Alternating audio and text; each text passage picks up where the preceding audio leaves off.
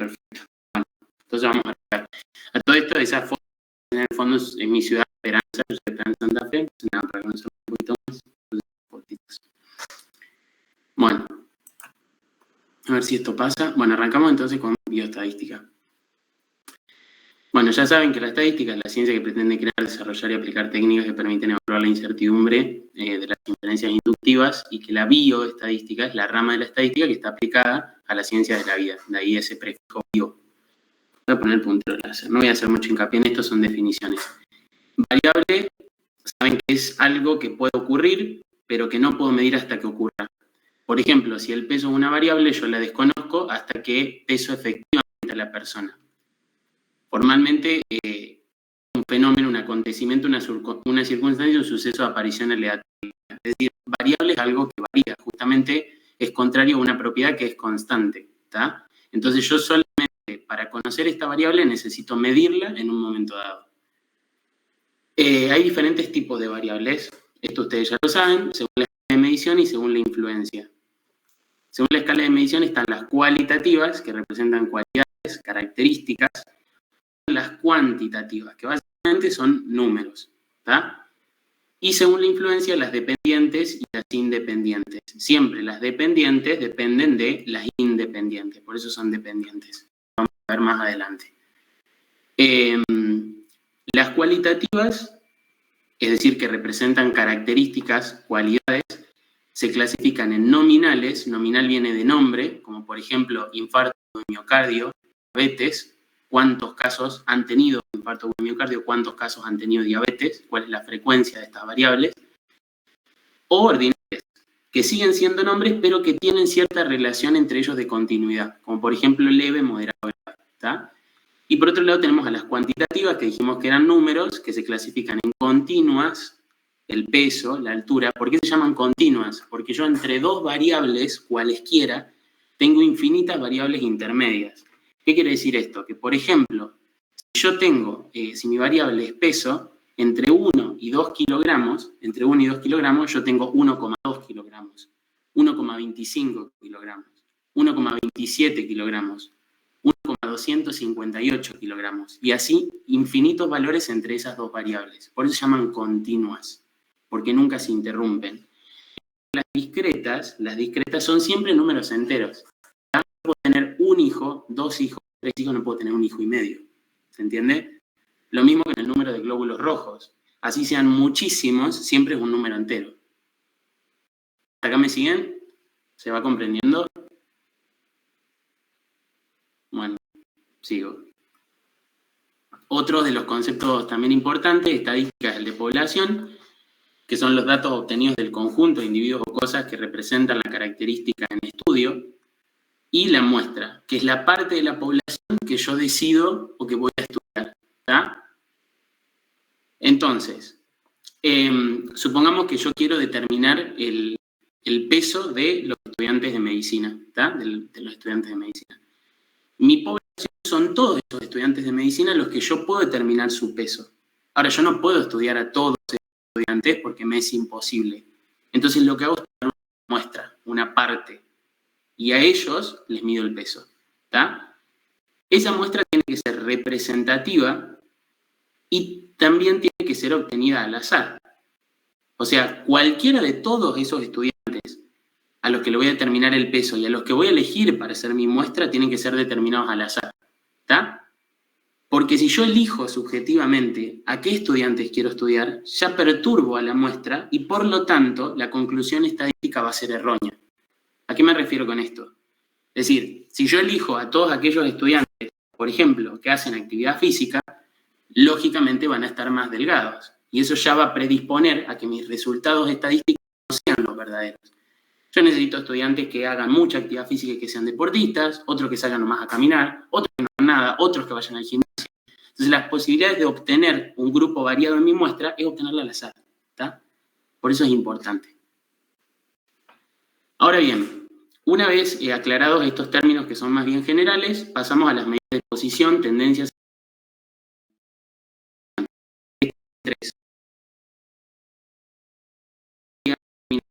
Promedio es la sumatoria de los valores obtenidos dividido por el número de casos, la mediana, que es el valor central de la serie de datos, ordenados de forma creciente, de menor a mayor, la moda, que de esos valores es el que más se repite, ¿está? Entonces, por ejemplo, fíjense que yo acá tengo un conjunto de datos, 1, 2, 2, 3 y 10, estos son los datos que obtuve, entonces, ¿cuál va a ser mi media? Dijimos que la media era la sumatoria de todos ellos dividido la cantidad de datos que obtuve. Fíjense que acá lo sumo y lo divido por 5. ¿Por qué? Porque son 5 los datos que tengo. 1, 2, 3, 4, 5. ¿Está? Entonces esa va a ser la media. La media habíamos dicho que es el valor medio cuando todos se ordenan de menor a mayor. Fíjense que acá el valor central cuando todos se ordenan de menor a mayor es 2. ¿Está? Y la moda es el valor que más se repite. Fíjense que todos se repiten una vez, algo que se repite 2 veces. Entonces acá la moda sería 2. ¿Se entiende hasta acá? ¿Me siguen? Sí, sí. Perfecto. Sí, Lucas. Estas son las medidas de posición, de distancia central o de localización. Ahora pasemos a las de dispersión, que la que más me importa de todas es la desviación estándar, que es la medida de la dispersión de los valores individuales alrededor del término medio de una muestra en estudio. ¿Está? Y su fórmula es esta, es decir, mi desviación estándar va a ser igual a más menos la raíz cuadrada de la sumatoria de mi valor individual que elijo menos la media de todos esos valores al cuadrado sobre n menos 1. Ojo acá abajo, en el denominador. Si mi muestra, mis datos obtenidos son más de 30, no coloco este menos 1.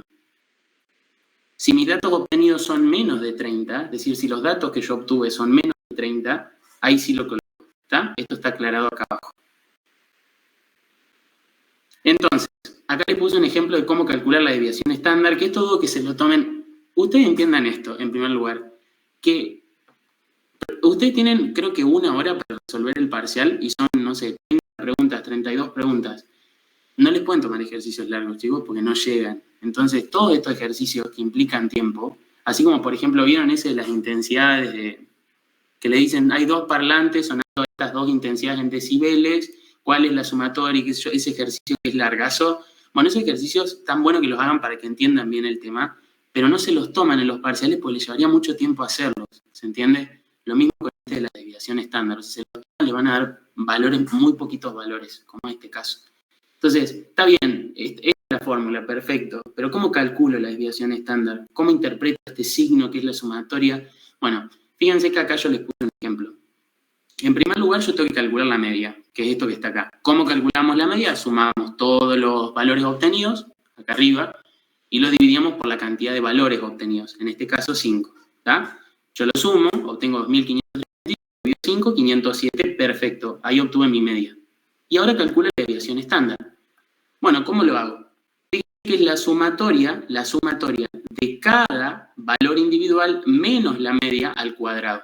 ¿Está? Entonces lo voy a hacer con 490. Bueno, le resto la media, que es 507, y lo elevo al cuadrado. Le sumo el siguiente valor, 500. Le resto la media y lo elevo al cuadrado. Y así voy sumando cada uno. ¿Está? Toda esta suma, digamos, esto de que tengo que sumar cada valor y restarlo es lo que me está representando, perdón, de lo que tengo que sumar cada valor, no restarlo, es lo que me representa este signo. ¿Está? Lo resume así en la fórmula. Y después lo divido por 5 menos 1. ¿Por qué? Porque en este caso yo tengo menos de 30 valores diferentes obtenidos. Si tendría más de 30, no le restaría 1. ¿Está? Bueno, entonces lo que me queda hacer ahora es resolver. Fíjense, acá se resuelve cada término, lo eleva al cuadrado después, acá al costadito, me queda 580 dividido 4, 145, la raíz cuadrada, bueno, 12,04 redondeando a 12. Y ahí obtuve la desviación estándar. ¿Está? ¿Me siguen? Sí. ¿Qué significa este valor que yo obtuve? ¿Qué significa este resultado? A ver, ¿dónde tengo acá? Perfecto. Bueno, esto significa que de mi media dijimos que era 507, los valores oscilan entre más y menos 12. ¿Está? Entonces yo acá lo que hago es constituir un intervalo. Lo que voy a hacer ahora es constituir un intervalo. Es decir, yo voy a hacer 507 más 12, eso me da 519. ¿Está? Y por otro lado, 507, ¿cómo? Perdón. No te sigo. Ok. Y por otro lado, 507 menos 12, que es 495. Entre este rango, digamos, entre estos dos valores, el verdadero valor de la media, ¿tá? Que vendría a ser 507. O sea, ¿a qué me refiero con esto? Estadísticamente, 507 es la media. No necesariamente representa el valor real. Recuerden que yo acá obtuve diferentes muestras, hice los cálculos correspondientes, pero yo no sé si realmente 507 representa el valor que yo estoy buscando. Pero sé que oscila entre estos dos. Para eso me sirve la desviación estándar. Por eso volvemos a la definición de antes. Medida de la dispersión de los valores individuales alrededor del término medio de la muestra en estudio. Eso indica la desviación estándar. Un rango entre los cuales podría oscilar el verdadero valor que yo estoy buscando. ¿Está? Bien. Entonces, observen, vamos a ver ahora que es otro tema que se relaciona con esto, que es la distribución gaussiana, curva de Gauss, curva normal. Fíjense que tengo una tabla donde coloqué valores de glucemia, por ejemplo, 65 a 69 miligramos por 100 mililitros, o sobre 100 mililitros. Esto es lo mismo que miligramos por decilitro, por las dudas. Es lo mismo decirlo así que decirlo sobre 100 mililitros. Bueno, entre 65 y 69 miligramos por decilitro, hay 4 pacientes que tienen estos valores, ¿está? Lo mismo, entre 70 y 74 miligramos por decilitro encontré 16 pacientes. Entre 75 y 79 medí la glucosa y encontré que 39 pacientes tenían estas concentraciones en sangre. Y así con cada uno de estos mini rangos que ustedes ven acá, ¿está? Ahora, yo puedo llegar a varias conclusiones interpretando este cuadro. Los valores se distribuyen en forma simétrica alrededor de un valor central que sea con máxima frecuencia. ¿Cuál es el valor que sea con máxima frecuencia? Que ustedes están viendo ahí en esa tabla.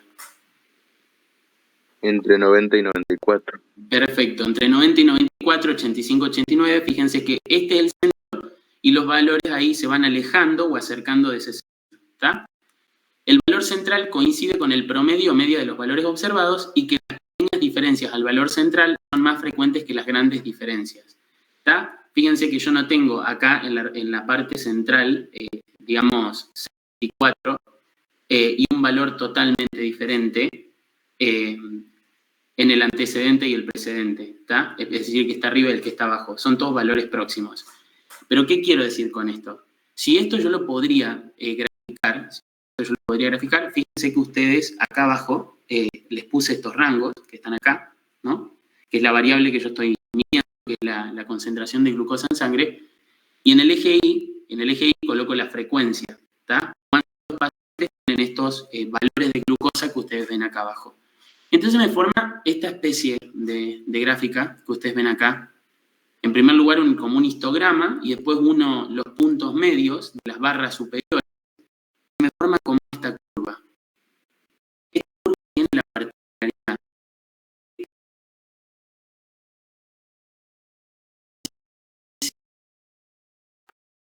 esta región central. Y esta curva, donde media, moda, mediana coinciden, es decir, donde el promedio es la cantidad de valores, es decir, la media, la moda, que es el valor que más se repite, y la mediana, que es el valor central, cuando los ordeno de menor a mayor, se repite en esta región central y se me forma esta curva perfectamente simétrica. A esta curva se la denomina gaussiana, ¿está? Si yo ahora quito este histograma, me quedaría algo como esto. Fíjense que es perfecta, no hay asimetría. Ahora, fíjense qué pasa cuando media, moda y mediana no coinciden. Es decir, cuando no se trata de una distribución gaussiana, como es este caso, o como es este caso. La curva no es simétrica, no es perfecta. En este caso sí. Esta curva que es la gaussiana sí lo es. ¿Está? Por lo general, con la curva que van a trabajar ustedes y la que van a tomar ustedes va a ser esta, la que se encuentra acá en el medio. Dicha distribución, donde las medidas de tendencia central coinciden y los posibles valores se distribuyen con iguales probabilidades hacia la derecha y hacia la izquierda, se denomina curva de Gauss o distribución normal. Bien. En esta distribución, el desvío estándar es un valor tal que sumado y restado una, dos o tres veces al valor medio, permite definir tres intervalos en los que está contenido el 68, 95 y 99% de los valores individuales que forman parte de la muestra. Bien, ¿a qué me refiero con esto? Bueno, ahí me adelanto un poquito. Fíjense que yo les había dicho que la desviación estándar me definía un intervalo donde oscilaba el verdadero valor que yo estaba buscando, ¿no? En este caso, mi media es de 20. Supongamos que yo estoy midiendo también la concentración de la glucosa. Fíjense que tengo una media de 20, ¿está? Concentración de glucosa, supongamos que es eso, y una desviación estándar de 5, ¿no? Yo estoy ubicado acá en el centro, ¿no? Acá en el centro mi valor sería de 20, ¿no? Es mi media, que coincide con mi moda, y mi mediana porque estoy en una distribución gaussiana. Si yo sumo una desviación estándar hacia la derecha, estoy acá. O sea que este valor correspondería a 25, o sea, 20 más 5, ¿está? Y si me corro una desviación estándar hacia la izquierda, es decir, me voy para este lado, sería 15. ¿Tá? Entonces yo tengo este intervalo comprendido en esta zona, no sé si me siguen, si están viendo ahí el cursor, yo tengo este intervalo definido entre 15 y 25, donde van a estar comprendidos el 68% de mis casos. ¿Qué quiere decir esto? Que si yo le medí la glucosa a 100 personas, y obtuve como media y como desviación estándar este resultado, yo sé que entre 15, o sea que las personas que tengan una concentración de glucosa entre 15 y 25 son un 68%, es decir, 68 personas. ¿Está? Las comprendidas acá, en este intervalo, de más menos una desviación estándar. Ahora, yo puedo ampliar ese intervalo, hacerlo más grande todavía. Entonces, a la derecha y hacia la izquierda, en lugar de sumar solo una desviación estándar, ahora pongo una más, es decir, sumo 2. Corro 2 desviaciones estándar hacia la derecha y 2 desviaciones estándar hacia la izquierda. Entonces defino ahora un nuevo intervalo que incluye el 68% y lo amplía. Entonces ahora en lugar de 68 tengo 25, ¿no? Y bueno, ahora lo planteo con mis datos. Yo sé que mi media es 20, acá en el centro. Sumé 2 desviaciones estándar hacia la derecha, o sea que estoy en 30. Acá estaría el valor 30. Y, por otro lado, me corrí hacia la izquierda 2 desviaciones estándar también, o sea que estaría acá y tendría 10. Vendría a ser este intervalo que se encuentra acá. ¿Está? Entonces, entre 10, que estaría ubicado acá, y entre 30, que estaría ubicado acá, yo comprendió el 95% de los casos. Entonces, si yo medí la glucosa a 100 personas, la cantidad de personas que tendrá concentraciones de glucosa en sangre entre 10 y 30 será 95, es decir, el 95%. Y puedo ampliar todavía más este intervalo. Puedo correrme desde el centro 3 desviaciones estándar hacia la derecha y menos 3 desviaciones hacia la izquierda. ¿Está? Entonces le sumo a este 20 3 desviaciones estándar, acá, lo que me daría 35, o bien me corro a la izquierda y le resto 3, estarían 5. Entonces ahora tengo un nuevo intervalo más amplio que incluye a este 68%, que incluye el 25% y aún más. Y ese intervalo representa la cantidad de casos medidos que tienen la concentración de glucosa entre 5 y 35 miligramos por decilitro. Es decir, un 99,7%. Ahí me faltó la coma. Es decir, que si tengo 100 casos, en ese intervalo están comprendidas 99 casos de todas las personas. ¿Se entiende la utilidad de esto? ¿Se perdieron? No, se entiende. Bien, perfecto. A este intervalo particular de la media más menos 2 desviaciones estándar se lo denomina intervalo de confianza e incluye el 95% de los casos. ¿Está? Fíjense que acá le puse lo mismo, nada más que les pasé otros datos. Puse acá en el valor central 20 y bueno, dijimos que estamos en una desviación estándar 25 y así, es lo que ya expliqué.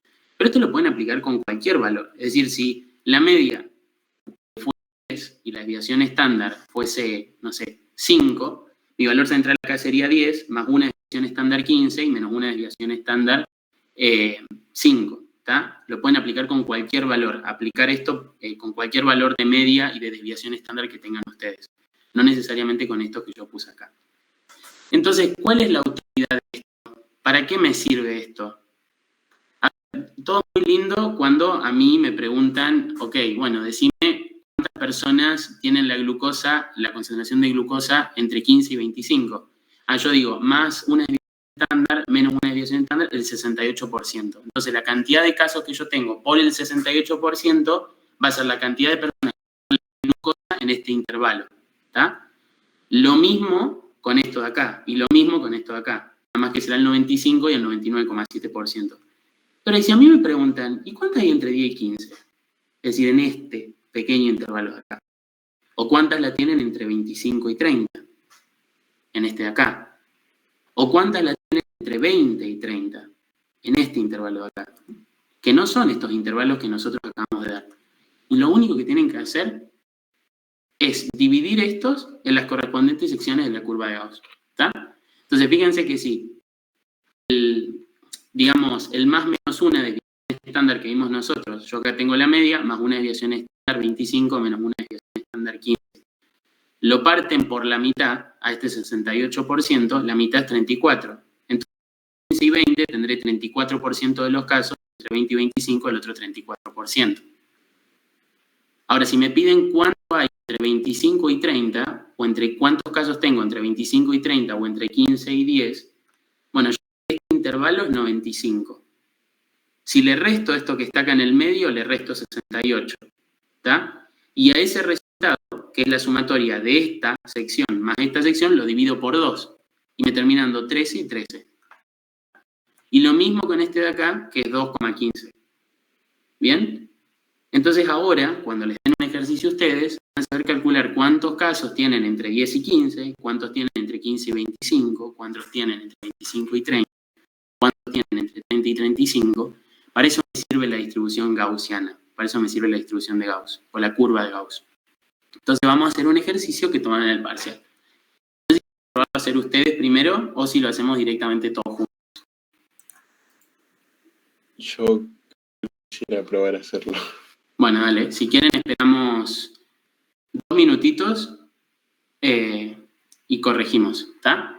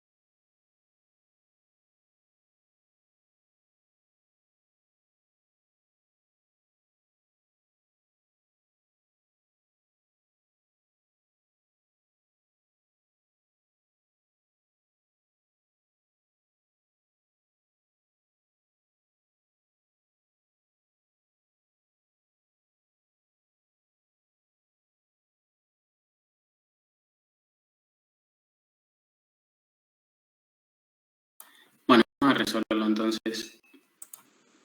¿Pudieron? ¿Les dio o no? Sí, me falta un poquito. Pero más o menos entendés el procedimiento, entienden cómo se hace o están perdidos, no saben cómo arrancar. Yo estoy re perdida. No sé si soy la única. Bueno, tranqui. Ahora hacemos un ejercicio y vamos a ver si se entiende. Bueno, en primer lugar, ¿cuál es la media que me están dando como dato acá? ¿Cuál es mi media? Me dio 272. Bueno, ¿Está bien? está cerca, sí, es eso. Sí, bien, bien. Pero primero, ¿cuál es mi media? ¿Qué dato es mi media? 100. 100. ¿Y cuál es mi desviación estándar? 20. 20, perfecto. Bueno, ahora, a mí me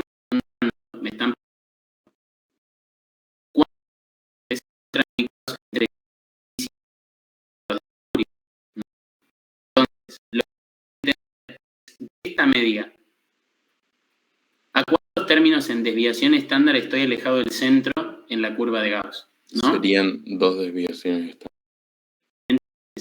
Lo primero, 120 del medio. ¿Estoy desviado en primer lugar hacia la derecha o hacia la izquierda? Derecha. La derecha. Perfecto. ¿Cuántas desviaciones estándar? 2. 1 a 120 y 2 a 140. Acá y acá. ¿Está? Uy, ¿cómo le cuesta esto? Me están pidiendo la cantidad de pacientes en mi distribución de Gauss que están comprendidos acá. ¿Está? Y en términos de porcentaje, ¿cuánto dijimos que le correspondía a esta parte de acá? En la curva de Gauss. 13,6. 13% más o menos. El decimal que sigue después varía según la bibliografía. ¿Está? Así que más o menos ustedes redondean a 13%. Después, fíjense. Eso cuando intenté hacerlo me lo olvidé y lo busqué en Google, o sea. Okay. No encontré otra solución lógica para hacerlo. O sea, me tengo como que memorizar, digamos, eso. No, o sea, los que sí tenés que memorizar son estos tres. Son los de arriba. El 99, el 95 y el 68.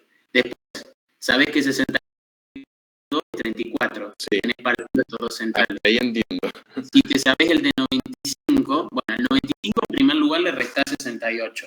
Eso te va a dar 27, ¿está? Pero 27 es la sumatoria de esta área de acá, ¿está? Claro. Entonces, al dividirla por 2 te da 13, y ahí tenés la individual. Y lo mismo con 99%, le restás 95, y a la resta la dividís por 2 y obtenés esta área acá y esta área acá. ¿Se entiende? ¿Todo entienden Claro. eso? Qué boludo, no era tan difícil. Sí. Bueno, no es necesario memorizárselo, pero si se lo memorizan, ya, porque son literalmente 3 números, de 2 a la izquierda, ya lo saben. Eso lo decían ustedes, pueden razonar también. Bueno, entonces entendimos entonces que a ese intervalo que me están pidiendo, entre 120 y 140, corresponde un 13%, ¿no? Bueno, ¿cuál es mi 100% acá? ¿Cuántos pacientes tengo yo? 2000. 2000, perfecto. Entonces, este es mi 100%. Mi 13%, X, ¿está? ¿Esto cuánto me da? 270. 270 más o menos por ahí. Entonces ya respondí las dos cosas que me están preguntando. ¿Cuántos pacientes están comprendidos entre esos valores, 270, y cuál es el porcentaje de área que representan? 13%. ¿Se entendió el ejercicio? Bien, perfecto. Y si ahora yo les preguntaría, ¿cuántos pacientes hay comprendidos, por ejemplo, entre 60 y 80? ¿Cómo hago? Milímetros de mercurio, pues este es el único ejercicio que encontré. ¿Cómo se ubican? Voy a borrar esto. Por favor, si hay alguien que no entiende, avise y explicamos de nuevo, vamos más despacio. No se queden con dudas que para esto sirve esta clase. Hay que hacerlo para el otro lado, digamos. La regla de 3 me da 260, no me da 270. Te puede variar, digamos. No necesariamente te tiene que dar específico. Pero 260, medio raro, ya te dio 10 menos. Por eso. ¿Pero es con el valor de 13 fijo o 13,5? Por eso les digo, yo me aprendí 13, digamos, y cuando resuelvo busco el valor más cercano a las opciones, ¿está? Yeah. Pero si ustedes quieren aprendérselo específicamente, en la guía lo tienen a eso. Tipo, ¿cuánto considera la guía en porcentaje específico? ¿Está? Ahí les va a decir. Bueno. Pues los decimales siempre varian. Bueno, perfecto. Entonces estamos entre esto. Entonces, ahora me piden cuántos pacientes hay entre 60 y 80. ¿Dónde estoy metido acá? Que hay que hacer para el otro lado, digamos. Bien, para el otro lado. 80, ¿a cuántas desviaciones estándar hacia la izquierda estoy? Una. Una. Una sola, 80. Claro, o sea, y 2 en 90, 60. y 2 para 60. O sea que estaría metido acá. Sí. O sea, sería exactamente lo mismo, pero referido a esta zona, porque también es 13%. ¿Se entiende? Sí, sí. Si yo le hubiera dicho en 60 y 40, ahora estaría en este intervalo acá. Pero ahí mi porcentaje no sería 13, sería menos, que era el otro. ¿Está? No. ¿Se entiende? Sí, sí. La distribución gaussiana me sirve para eso. A mí me van a dar la media, la desviación estándar de una variable dada, en este caso la presión arterial, cuántos casos se midieron, cuántos pacientes tengo, y yo voy a tener que ubicar básicamente qué es lo que me está, en este caso, cuántas personas tienen la presión arterial entre 120 y 140, con la curva de Gauss, y luego aplicando el porcentaje correspondiente a cada área con el número de pacientes. Y 100% siempre la cantidad de pacientes que me den, en este caso son 2.000, pueden ser 1.000, pueden ser 1.500, pueden ser 1.568, eso será el 100% y el porcentaje del intervalo en el que me encuentre X. Y siempre se hace así, es lo mismo. Cierro este tema, ¿alguna duda? ¿Se entendió? Lo de la distribución de Gauss. Yo sí entendí. Sí, se entendió. Bueno, perfecto. Practíquenlo y cualquier cosa me mandan un mensajito si no les sale. ¿Está? Creo que había otros ejercicios. Bueno, pasamos a lo que es probabilidad. Y acá presten atención, pues esto se lo resta. Bueno, la probabilidad es el número de casos favorables sobre el número de casos posibles. ¿Está? Supongamos que yo estoy estudiando una población de 100 personas y estoy estudiando qué probabilidad hay de que esas personas se mueran por infarto agudo de miocardio. Supongamos que se me mueren 2. Mi número de casos favorables son 2. Son los que efectivamente se murieron por infarto agudo de miocardio. Mi número de casos posibles son 100, que son los que yo estoy estudiando. Entonces, la probabilidad de morir por infarto agudo de miocardio en esa población será 2 dividido 100. ¿Está? Fíjense que acá, esto lo saqué de un papel de la Apache, se lo robé. Están las diferentes posibilidades, diferentes caras de un dado, de la 1 a la 6. Cada una de estas caras básicamente tiene una probabilidad de salir sobre 6, que son el resto de probabilidades. Entonces la probabilidad de que me salga cada una de estas caras básicamente es 0,17. Es decir, 1 sobre 6. 1 dividido 6. Probabilidad, bueno, esto se lo pongo en la siguiente diapositiva. La probabilidad se abrevia con la letra P y se utilizan los signos mayor, menor o igual. Es decir, hay una probabilidad mayor al tanto por ciento de que esto ocurra. Hay una probabilidad menor al tanto por ciento de que esto ocurra. Y también que la probabilidad puede expresarse en términos de porcentaje o como fracción de 1. Es lo mismo, ¿está? Ustedes eligen cómo representarlo. Entonces, acá les puse ejemplo. Probabilidad menor al 0,5%. Esto sí lo represento en porcentaje. Probabilidad menor al 0,005. Esto sí lo represento como fracción de 1. Si quiero pasar como de fracción de 1 a porcentaje, multiplico por 100. Si quiero pasar de porcentaje a fracción de 1, divido por 100. ¿Está? Y bueno, y si lo quiero representar con el signo de mayor y menor, lo pongo así. ¿Está? Y en este caso elegí hacerlo con fracción de 1. Podría poner acá también 0,5%. Bien, perfecto. Hasta ahí me entienden, o estimo que me entienden. Repito, si no se entiende algo, me paran y me preguntan. Porque si se quedan atrás, yo sigo avanzando y se van a perder más adelante. La probabilidad no solo representa qué tan probable es que ocurra un evento, o sea, qué tan probable es que una persona se muera por infarto agudo de miocardio. También puede determinar qué tan probable es que dos eventos diferentes sean diferentes por azar o sean diferentes por alguna justificación subyacente. Esto es lo que nos interesa a nosotros. Entonces, por ejemplo, yo mido la glucosa en diferentes de personas. En la muestra 1, mi glucosa me dio 89 miligramos por decilitro en la media. Acá me falta la barrita que va acá arriba, me la olvidé de poner, debería ir. En la muestra 2, yo tengo una glucosa media de 98 miligramos por decilitro, ¿no? Ahora, fíjense que los valores son distintos. ¿Por qué esos valores de glucosa me podrían dar diferente? ¿Qué se les ocurre a ustedes?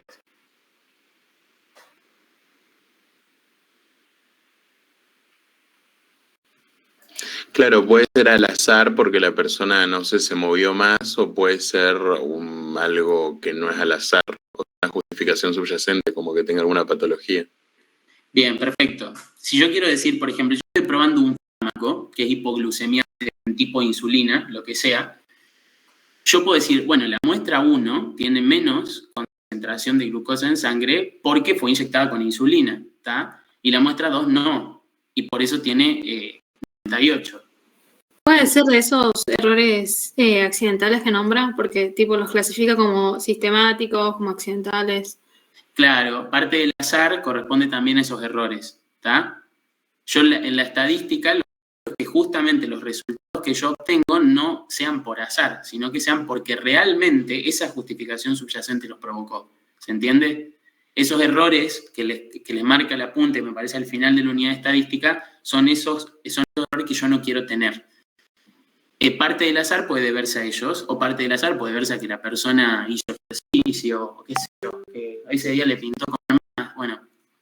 Pero a lo que voy es que no es la justificación que yo estoy buscando, otra cosa, ¿no? Entonces, bueno, ¿qué hago yo? La pregunta en cuestión son, ¿qué probabilidad hay de que la diferencia observada entre las dos muestras se deba al efecto de un fármaco o pueda deberse a otras circunstancias? Ambas muestras pertenecen a la misma población o universo estadístico.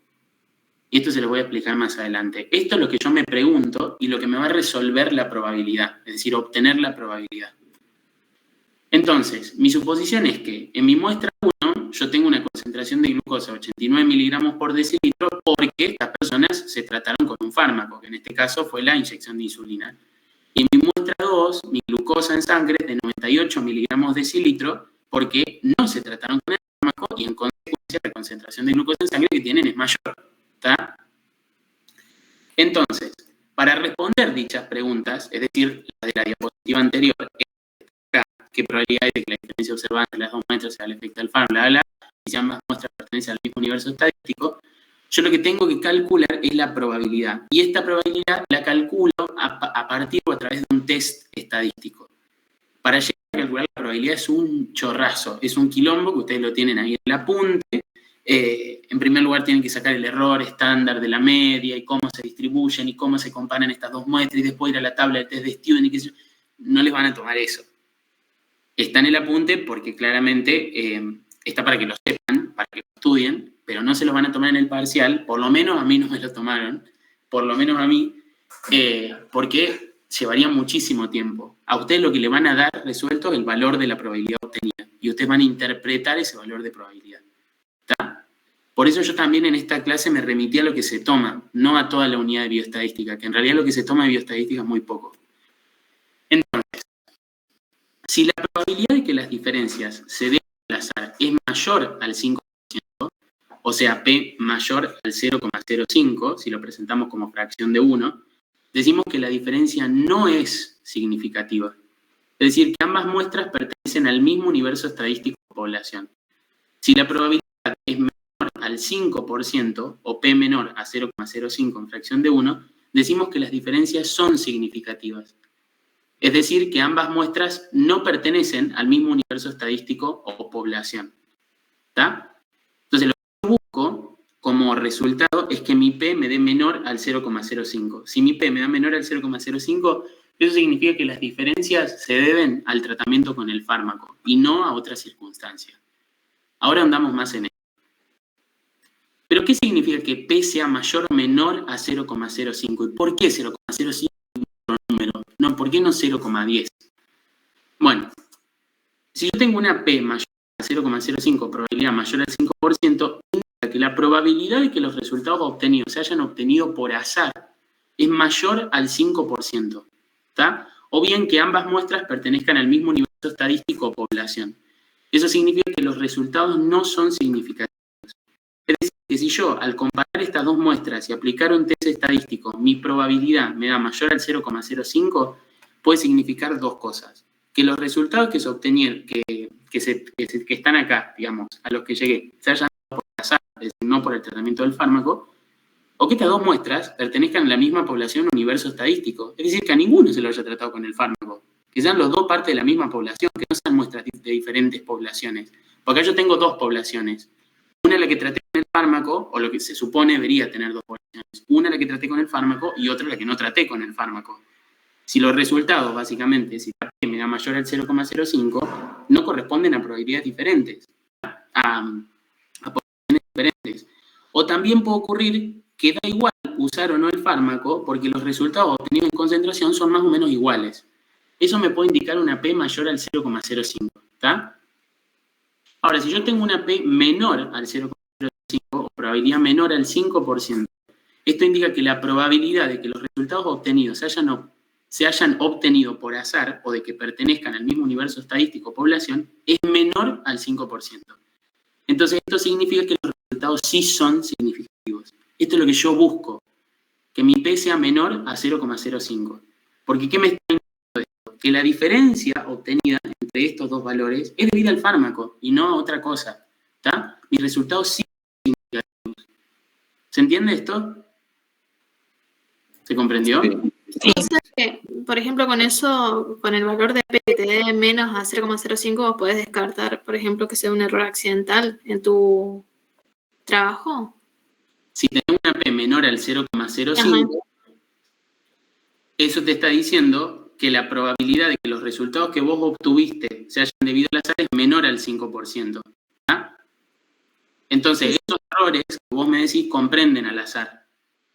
Si la probabilidad, entonces, de que esos errores te hayan variado el resultado es menor al 5%, es porque tus resultados sí son significativos, es decir, valen. Si esos errores repercutieron mucho en tus resultados y tu P es menor al 5%, a 0,05, te da mayor, ahí no se consideran significativos. ¿Se comprende? ¿O sea, me entendés? Sí, sí. Bien, perfecto. Bueno. Entonces, una vez comprendido esto, vamos a hacer ejercicios. Que esto también se los retoma. Entonces, bueno, a ver, piensen en este ejercicio y después lo resolvemos entre todos.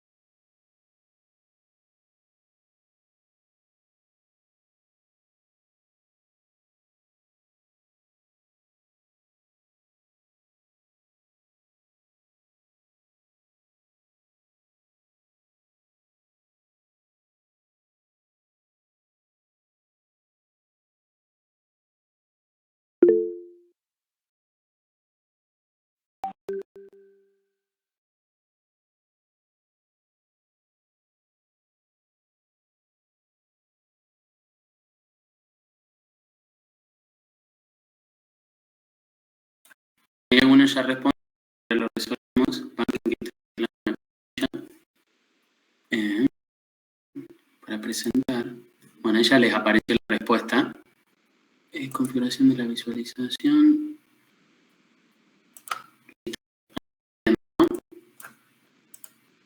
Sí. Bien, perfecto. Bueno, entonces, ¿cuál es la respuesta correcta para ustedes? Ya la vieron igual. Pero bueno, si alguien no la vio. La D. La D. ¿Por qué la D? O sea, solamente hay que fijarse el valor de P, ¿no? Porque Claro. menos, o sea, como que igual te daban la desviación estándar y la media, pero O sea, a ver.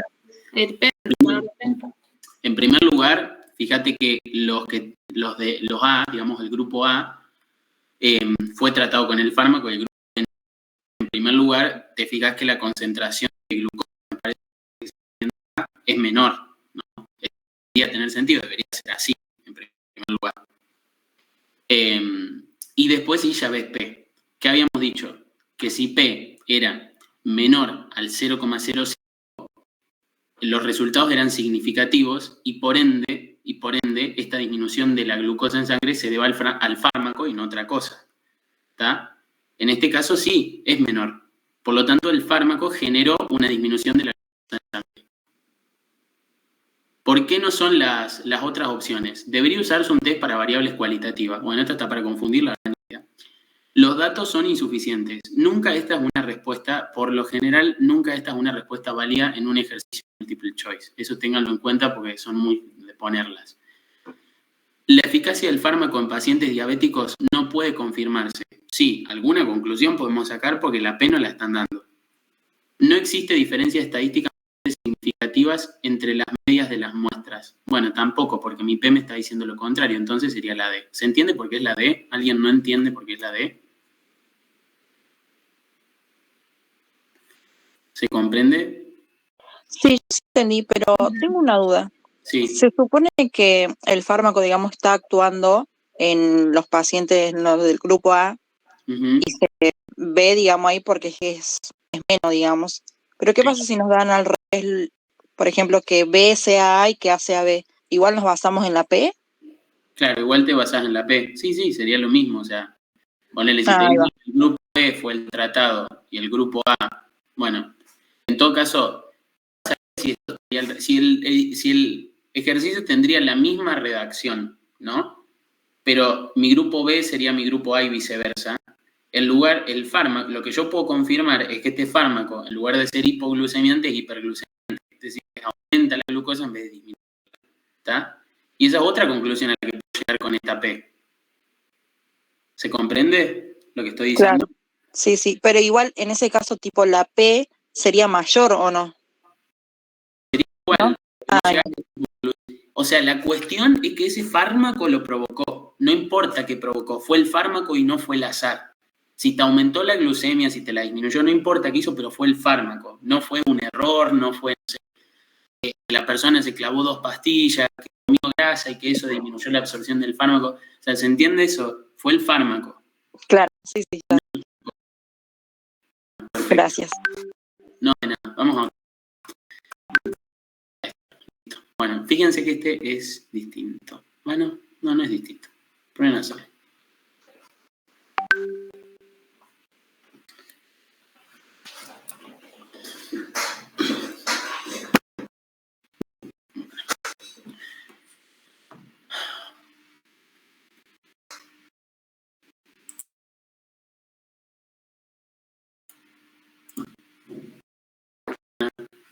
Sí, por lo menos, no sé, lo acompaño de mis caras.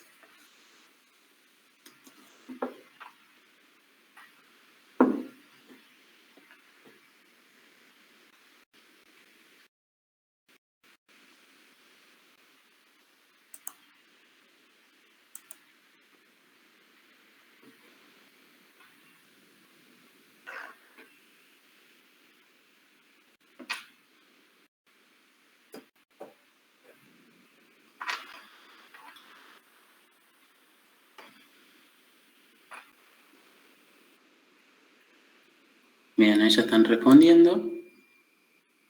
Yo también estoy por la no sé. Bueno, ¿cuál creen que es entonces? Creo que es la A porque si no me equivoco no es significativa la diferencia. Perfecto. Perfecto, bien. Sí, tal cual, es esa la respuesta correcta. Y vamos a descartar por qué no podrían ser las otras.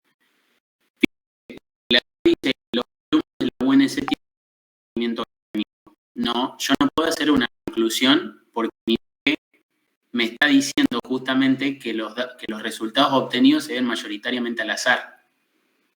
¿Ah? Entonces yo no puedo llegar a ninguna conclusión. No puedo llegar ni a la conclusión de que los alumnos de la UNC tienen mejor rendimiento académico, ni tampoco que los alumnos de la UNLAR tienen mejor rendimiento académico. ¿Está? Porque una P que me está dando este valor me dice que la mayoría se debe al azar, o bien que ambas muestras pertenecen a la misma población o tuvieron resultados similares. Los datos son insuficientes para sacar conclusiones. Esto era lo que yo les había dicho antes, que siempre ponen esto, por lo general nunca es la respuesta correcta. Y como las muestras son de diferente tamaño, no se puede sacar conclusiones. Sí se puede sacar conclusiones. Justamente para eso sirve la estadística. Entonces la respuesta correcta sería la A. ¿Está?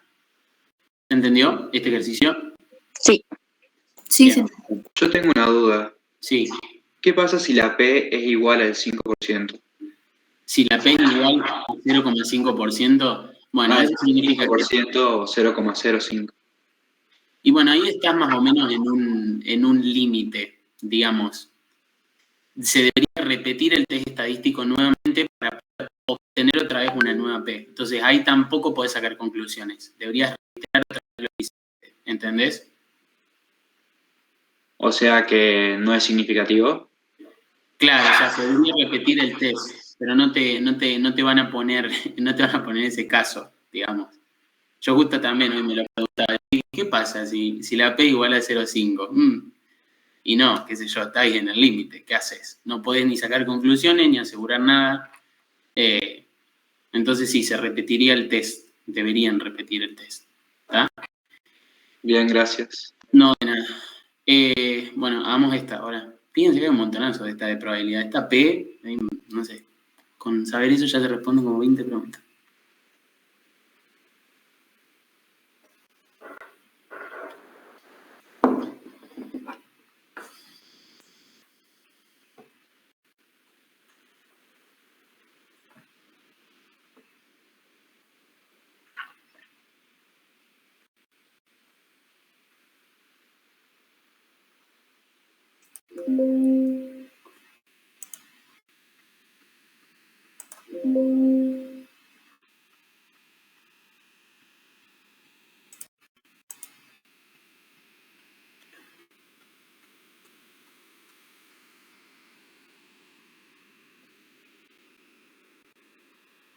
Bueno, ya empezaron a responder. Por favor, chicos, si hay alguno que no entienda, consulte, aproveche la clase.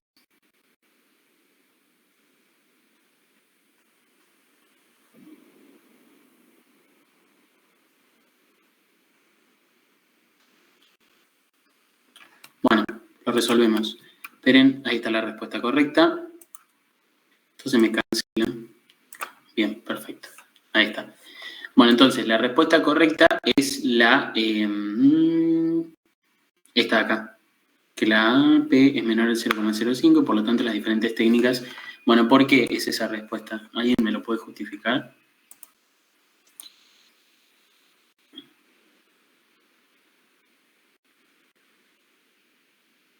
No sé qué habían respondido.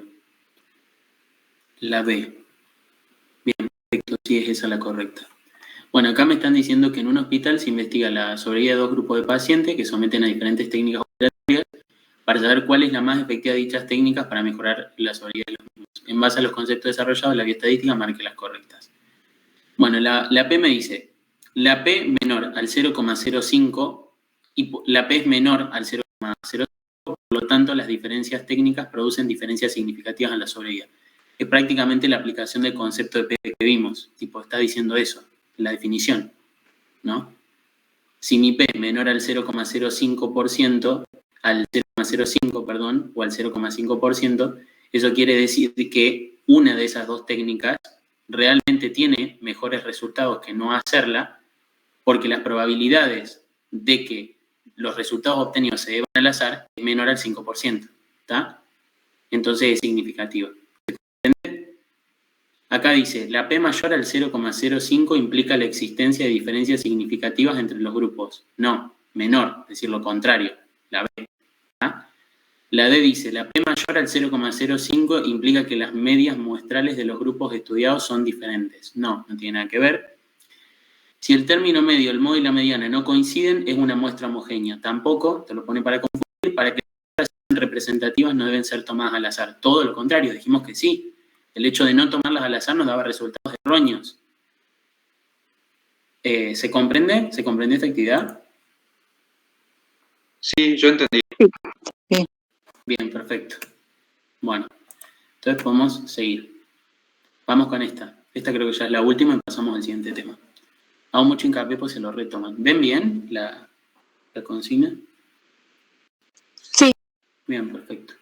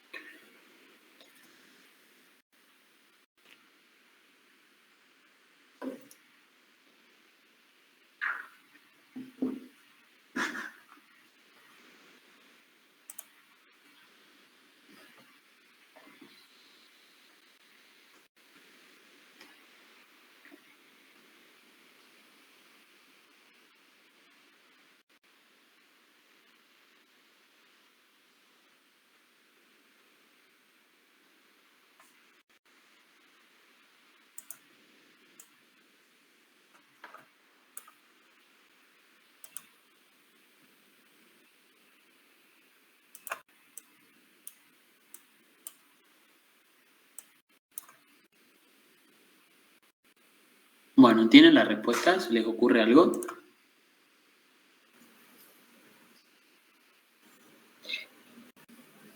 No estoy segura, pero puede ser la A. Sí, es la A, perfecto.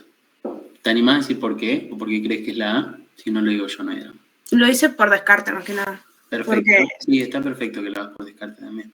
o sea, la B no, porque si bien pertenecen a poblaciones diferentes, son dos tratamientos diferentes, no influyen en la probabilidad que estamos buscando. O sea, dependiendo de la técnica que vamos a implementar. Ujú. Yo entiendo que como la diferencia no fue significativa porque la P es mayor a 0,05, entonces que los dos tienen el mismo efecto antiinflamatorio, como que no hay diferencia entre los dos. Claro. Claro, exacto. Ujú. O sea, eso era lo que decía, que había varias probabilidades cuando mi P no era menor al 0,05. Que sea azar, que el tratamiento, digamos, aplicado de igual, que los resultados sean los mismos, o que pertenezcan a la misma población. ¿Tá? Es decir, que yo no haya sacado a gente que haya tenido el tratamiento y a otra que no lo haya tenido. Saqué quizá a toda gente que no lo tuvo, ¿tá? Entonces los resultados son erróneos. Esa sería la justificación de por qué no es la B. Ambos grupos de pacientes pertenecían a poblaciones diferentes y no. En este caso, con esta P, corresponderían a poblaciones similares. ¿Tá? ¿Se entiende? Después la C, eso implica que no hubo participación del azar en los resultados obtenidos. Sí hubo participación del azar.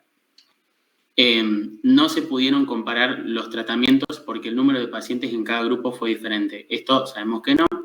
El nuevo tratamiento antiinflamatorio hizo menos efecto que el tratamiento habitual. Esta hubiera sido la respuesta correcta, sí que me daban como dato. Si la P era menor a 0,05. Perfecto. Entonces la respuesta correcta es la A. Yo en su momento también la había sacado por descarte porque no comprendía esto del mismo efecto. Pero sí está bien que lo hagan así también. ¿Se comprendió? ¿Lucas? Sí, se entendió. Sí. Pregunta.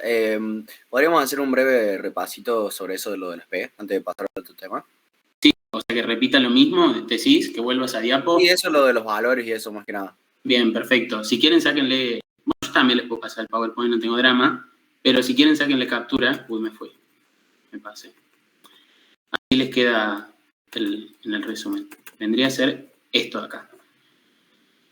Repito entonces. Si mi P es mayor al 0,05 o la probabilidad es mayor al 5%, recuerden que yo la P la puedo, digamos, colocar en términos de fracción de 1, 0,05, o en términos de porcentaje. Para pasar del uno al otro, multiplico, divido por 100. Entonces, si mi P es mayor al 0,05, esto indica que la probabilidad de los resultados que yo obtuve se han obtenido por azar, la posibilidad de que los resultados sean mayor al 5%, o bien que ambas muestras pertenecen al mismo universo estadístico o población, o que los resultados fueron similares también. Eso significa que los resultados obtenidos no son significativos. En el ejemplo que habíamos dado, ¿se acuerdan de las concentraciones de glucosa y el efecto del fármaco? Si al aplicar el test estadístico, en este caso, mi P hubiera dado mayor al 0,05, eso quiere decir que la diferencia entre estos dos resultados se debe al azar, no al tratamiento con el fármaco. Entonces yo no puedo decir que este fármaco es hipoglucemiante y por eso a esto le bajó la glucosa. Yo no puedo llegar a esa conclusión, porque mi P me dio mayor a 0,05 y por lo tanto el azar está implicado. ¿Está? Ahora, si por ejemplo mi P me hubiera dado menor al 0,05 o la probabilidad menor al 5%, esto indica que la probabilidad de que los resultados obtenidos se hayan obtenido por azar o de que pertenezcan al mismo universo estadístico o población es menor al 5%. Entonces mis resultados sí son significativos. Es decir, si mi P es menor al 5%, el azar está implicado en una probabilidad menor al 5%, entonces mis resultados sí son significativos. Es decir, en este caso, a estos pacientes la concentración de glucosa es menor por el tratamiento con el fármaco y no por el azar. Y yo lo puedo decir como conclusión. ¿Está? ¿Por qué 5%? ¿Por qué 0,05 y no 10, no 20? Porque así lo determina nuestra ciencia, que es la medicina y las ciencias biológicas. Y ya otras ciencias te dicen, no, tu parámetro es 10, ¿está? O 0,10. Y listo, vos seguís ese parámetro. Si obtuviste una P mayor a 10, dirás básicamente que tus resultados no son significativos. si obtuviste una P menor a 10%, dirás que sí lo fueron. Nosotros nos manejamos con 5. ¿Se entiende eso? ¿Por qué el 5? Esto es la probabilidad. ¿Se comprendió, más o menos? Sí, sí. Perfecto. Bueno, seguimos. Bueno, y acá les puse... No, esto ya lo hicimos. Perfecto. Bueno, y acá les puse de lo que es estadística el resto, que quizá es importante saber. Uno de, digamos, de estas formulitas importantes o conceptos importantes es el de varianza. Varianza es la medida del grado de dispersión alrededor de la media. Se usa para comparar entre sí 3 o más muestras que se distribuyen normalmente. O sea, ¿a qué me refiero con esto? Fíjense que esta es la fórmula de varianza. La fórmula de varianza es exactamente la misma que la de la desviación estándar, pero sin la raíz cuadrada. Son iguales, ¿está? La varianza se representa con este simbolito acá, o sea, S al cuadrado. Y la desviación estándar con la S solita, ¿está? Esa es la diferencia. Pero son prácticamente la misma fórmula con esa diferencia. Entonces, por ejemplo, supongamos básicamente que hay 3 clases de estudiantes. Cada clase tiene un promedio de calificaciones. La clase A tiene un promedio 8 con varianza 0,5. La clase B un promedio 8 con varianza 2. Y la clase C un promedio 8 con varianza 1,5. Estos resultados los obtengo aplicando esta fórmula, ¿está? Con la media y con los valores individuales de estos promedios que fueron obtenidos. Aunque todas las clases tienen el mismo promedio de calificaciones, la varianza está indicando que la clase A tiene calificaciones más concentradas alrededor de 8, porque su varianza es menor a 0, es la menor, o sea, 0,5. La clase B tiene calificaciones más dispersas, porque tiene la varianza más amplia, que da mayor, ¿está? Y la clase C tiene una dispersión intermedia entre la clase A y la clase B. ¿Se entiende? Es decir, la varianza es un valor que me está indicando cuánto oscilan los valores individuales alrededor de la media, que en este caso sería 8. Cuanto mayor de la varianza, más oscilan esos valores, cuanto menor de la varianza, menos. Después hay otro concepto importante que es el rango, que es la diferencia entre los valores extremos de los datos ordenados de menor a mayor. Nada más que eso. Es un rango, es la definición de rango, de tal a tal, nada más. Por eso dice, diferencia entre un valor extremo y otro valor menor. Nada más que eso. ¿Se comprendió varianza y rango? Sigo. Bueno, si ustedes no entienden algo, me paran. Después tenemos el coeficiente de variación. ¿Para qué sirve esto? Lucas, perdón. ¿Hay ejercitación de pregunteros de varianza y rango? Miren, esto también es importante. Está bien que lo preguntes. Vieron que ustedes tienen muchos pregunteros, que hay uno que tiene como 600 páginas, que es eterno, ¿no? Sí. Bueno, al final, ustedes tienen metido ahí adentro un preguntero medio chino, coreano, no sé si lo vieron. Está sí, medio raro, con colores amarillos, celestes. Sí, medio raro, exacto. Y al final tienen el de apoyo total. Yo creo que esos 2 pregunteros no son de nuestra facultad, o sea, no fueron exámenes que se tomaron, sino es práctica. Son ejercicios prácticos de academias o de otros lugares que los subieron ahí para que ustedes practiquen. Entonces, prioricen en hacer esos que tienen el formato del aula virtual, ¿vieron? Que son los que efectivamente tomaron. Y si les sobra tiempo, hacen esos para practicar. ¿Se entiende lo que digo? Dale. No, te consulto porque en la guía hay 2 ejercicios de esto, pero no sé cómo lo expresan en el parcial, digamos, en los exámenes. Claro, yo recuerdo que tienen la misma complejidad o menos o más, como es el tema. No, yo recuerdo que esto no me lo tomaron en el parcial, pero yo se los doy para que lo entiendan, digamos. ¿Está? O sea, no. Dale. No, pero sé que en ese ejercicio chino me parece que hay para practicar de estos ejercicios. Y en la guía también, según me decís. Lo que pasa es que yo no hice la guía. Bueno, coeficiente de variación, sigamos con esto. Cuando se quieren comparar 2 estadísticos distintos, se desea saber cuál de los 2 tiene una distribución más dispersa, se calcula el coeficiente de variación. Este nos indica qué porcentaje es la desviación estándar con relación a su término medio, ¿no? Entonces, el coeficiente de variación va a ser igual a la desviación estándar sobre la media multiplicado por 100 para expresarlo en porcentaje, ¿está? Entonces, fíjense este otro ejemplo. Supongamos que tenemos 2 conjuntos de datos. El conjunto A, yo calculo la media y me da 50 y la desviación estándar me da 10. El conjunto B, tengo una media de 80 y la desviación estándar me da 16. Yo tengo la media y la desviación estándar, entonces puedo calcular el coeficiente de variación para cada una de estas 2 muestras o conjuntos. Entonces aplico la fórmula para A y para B. Ustedes pueden ver, llego a esta conclusión. O sea, en este caso, ambos conjuntos de datos tienen el mismo coeficiente de variación, 20%. Esto indica que, en relación con sus medias, la variabilidad relativa es la misma en ambos conjuntos, a pesar de que sus medias y desviaciones estándar absolutas sean distintas. ¿Está? Entonces, el coeficiente de variación es otra de los parámetros estadísticos que me permite determinar cuánto oscila la desviación estándar o los valores alrededor de la media, en términos de porcentaje. Si yo en el conjunto B hubiera obtenido un porcentaje mayor al aplicar esta fórmula, significa que en el conjunto B los valores oscilan más, ¿tá? Porque el coeficiente de variación es mayor. ¿Se comprende? Y si me hubiera dado 10 menos, oscilan menos que el conjunto A, que dio 20. ¿Se comprende esta definición del coeficiente de variación? Sí. Bueno, perfecto. Lo último, y con esto ya cerramos estadística, el parámetro Z. Determina la distancia que existe entre un dato individual de la muestra considerada y la media de dicha muestra.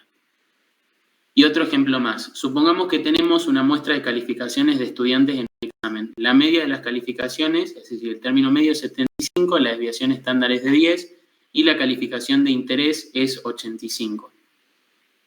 Yo para calcular Z aplico esta fórmula, o sea, el valor individual cualquiera menos la media sobre la desviación estándar. ¿Está? Entonces, mi valor individual en este caso, que es la calificación de interés, puede ser cualquiera, es 85. Le resto la media, que es 75. Y esto lo divido sobre la desviación estándar, que es 10. Y al realizar el cálculo, esto me da 1. ¿Qué significa esto? Z igual a 1 significa que la calificación de 85 está una desviación estándar por encima de la media de la muestra. ¿Está? Entonces, este parámetro Z nos indica cuánto estamos distanciados del valor central en un valor individual en términos de desviación estándar. Era lo que habíamos visto, vieron en la curva de Gauss, distribución de Gauss, nada más que acá hay una formulita, ¿está? Si yo hubiera hecho, si mi calificación de interés hubiera sido, por ejemplo, en lugar de 85, 65, también estaría distanciado una desviación estándar del valor central. O sea, también mi Z me daría 1. ¿Se comprende esto? Sí. Bien, perfecto. Bueno, los conceptos de regresión, me había olvidado de esto. Bueno, ustedes saben que si analizan básicamente cómo se relacionan dos variables, pueden marcar en una gráfica una recta representativa que una todos esos puntos. Es decir, supongamos que yo estoy estudiando la relación, no sé, entre el peso de una persona y el ejercicio.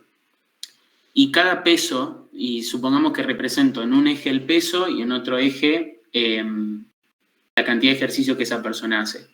Yo voy a ir marcando puntos, ¿tá? en ese diagrama. Yo voy a ver básicamente que hay cierta relación, que las personas que hacen más ejercicio tienen menos peso, ¿tá? Y las que hacen menos ejercicio tienen más peso, ¿no? Entonces estos puntos van a tener una distribución particular, o van a ir todos aumentando o van a ir todos disminuyendo. Y si yo con un programa básicamente los uno, los asocio, puedo formar una recta, que vendría a ser esta acá, que se llama recta de regresión. La correlación, por su parte, nos permite hallar una asociación entre las variables, pero no necesariamente una relación causa-efecto. ¿A qué se refiere esto? Supongamos que yo estoy viendo la relación entre dos variables, que es, por ejemplo, no sé, a ver, necesito que se me ocurra algo. Las probabilidades de sufrir infarto agudo de miocardio y ser modista, nada que ver. Y la relación me da positiva. O sea, resulta que las modistas o los modistas tienen mayores posibilidades de morirse por infarto agudo de miocardio. ¿Está? A ver, una cosa no tiene nada que ver con la otra, pero la relación es positiva. ¿Está? Entonces existe una relación, pero no es de causa-efecto. ¿Está? No es porque por sea modista, no sé, o sastre, no sé cómo se dice, pero tiene más posibilidades de tener un infarto agudo de miocardio. ¿Está? No es que hay una relación causa-efecto, pero sí hay una relación. ¿Se entiende esto? Un poco. Sí, sí. Bien, perfecto. Y yo me quedé en regresión sería con relación causa-efecto. No.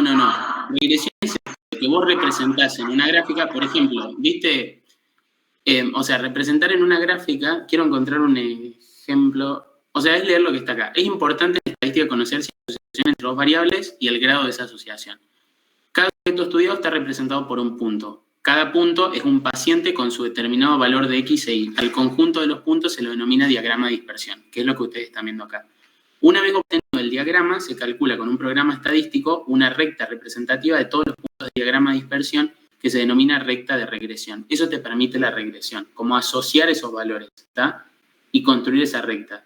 Regresión y correlación son dos términos bastante similares. Ahora te digo cuáles son las diferencias. Correlación nos permite hallar una asociación entre las variables, pero no necesariamente una relación causa-efecto. Por ejemplo, si cuando la variable X aumenta, la variable Y tiende también a aumentar, se dice que la correlación es directa o positiva. Si cuando la variable X aumenta, la variable Y disminuye, estamos en presencia de una correlación inversa o negativa. Entonces, correlación te dice si dos variables están relacionadas y en qué medida. Y regresión te ayuda a entender cómo una variable puede influir en otra y predecir valores basados en esa relación. Esa sería la diferencia entre una y la otra. Sin embargo, lo importante acá es esto, que ustedes comprendan esto. Que la correlación es positiva cuando un valor aumenta y el otro también lo hace. Y es negativa cuando uno aumenta y el otro disminuye. Es decir, hay una relación inversa. ¿Se entiende? Entonces, hagamos este ejercicio que está acá. Díganme ustedes qué responderían.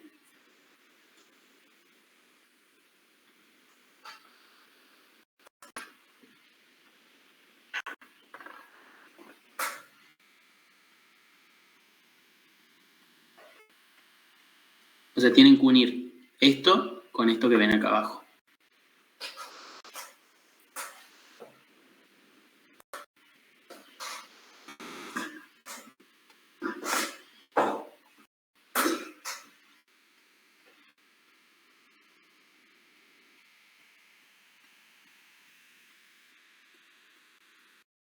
Bueno, ya empezaron a responder. La E. Son ejercicios dentro de todo no muy difíciles.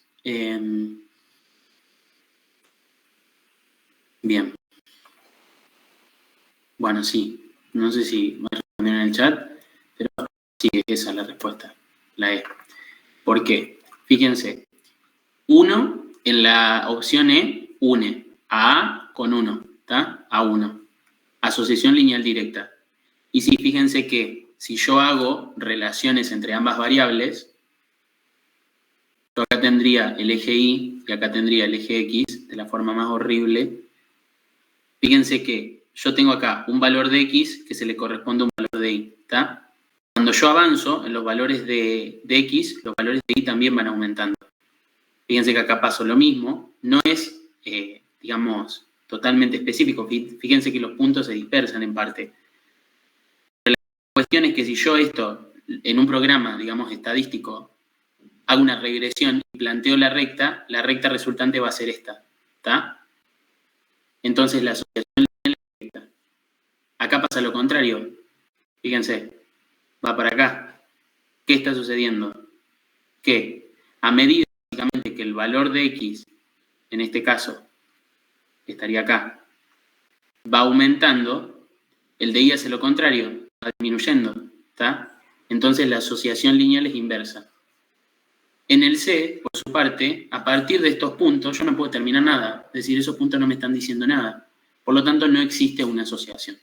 ¿Está? ¿Se comprendió? Sí. Perfecto. Sigo. Y bueno, y este concepto no lo di, pero quiero ver si a ustedes les sale. También es un choice.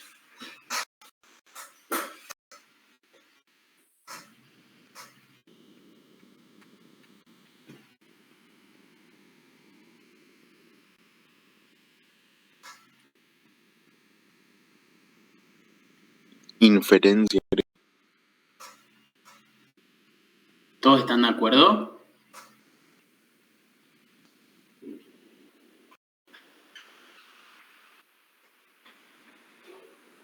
Pero inferencia no es cuando utilizas como un conjunto de datos más pequeños. Inferencia es más que nada... No, al revés era, claro, lo descriptivo era cuando te limitas más, ¿no? Inferencia es cuando a partir de un grupo de datos más pequeño, yo sugiero o infiero, como dice la palabra, que lo mismo ocurre en un grupo más grande. Generalizás. Entonces, claro, exacto. Entonces, si esto dice a través de estadísticos muestrales, es decir, a partir de muestras, puede estimarse parámetros poblacionales, dijimos que la muestra era una parte de la población y por lo tanto la población es un grupo más grande, la respuesta correcta acá sería inferencia. ¿Está? Así que sí, esa es la respuesta correcta. La estadística hace inferencias. La estadística jamás es certeza. Nunca les va a dar un dato certero. Le va a decir, la probabilidad de que ocurra esto es tal. La probabilidad de que lo que ocurrió en este evento se repita en un grupo mayor es tal. Jamás le va a decir, esto ocurre sí o sí. Eso no ocurre en estadística. Bueno, ¿y esto qué onda? Bueno, también resolvamos este ejercicio, si lo puse por algo sea. Y ya pasamos a representación gráfica, creo. O espero.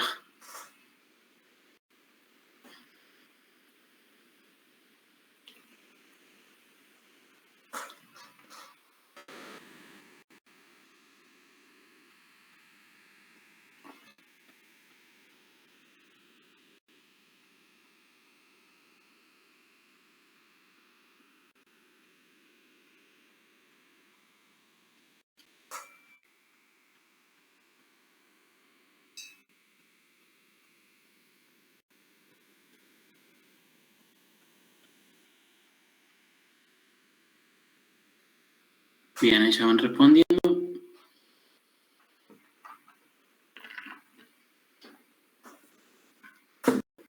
Claro, ya sé por qué los puse acá.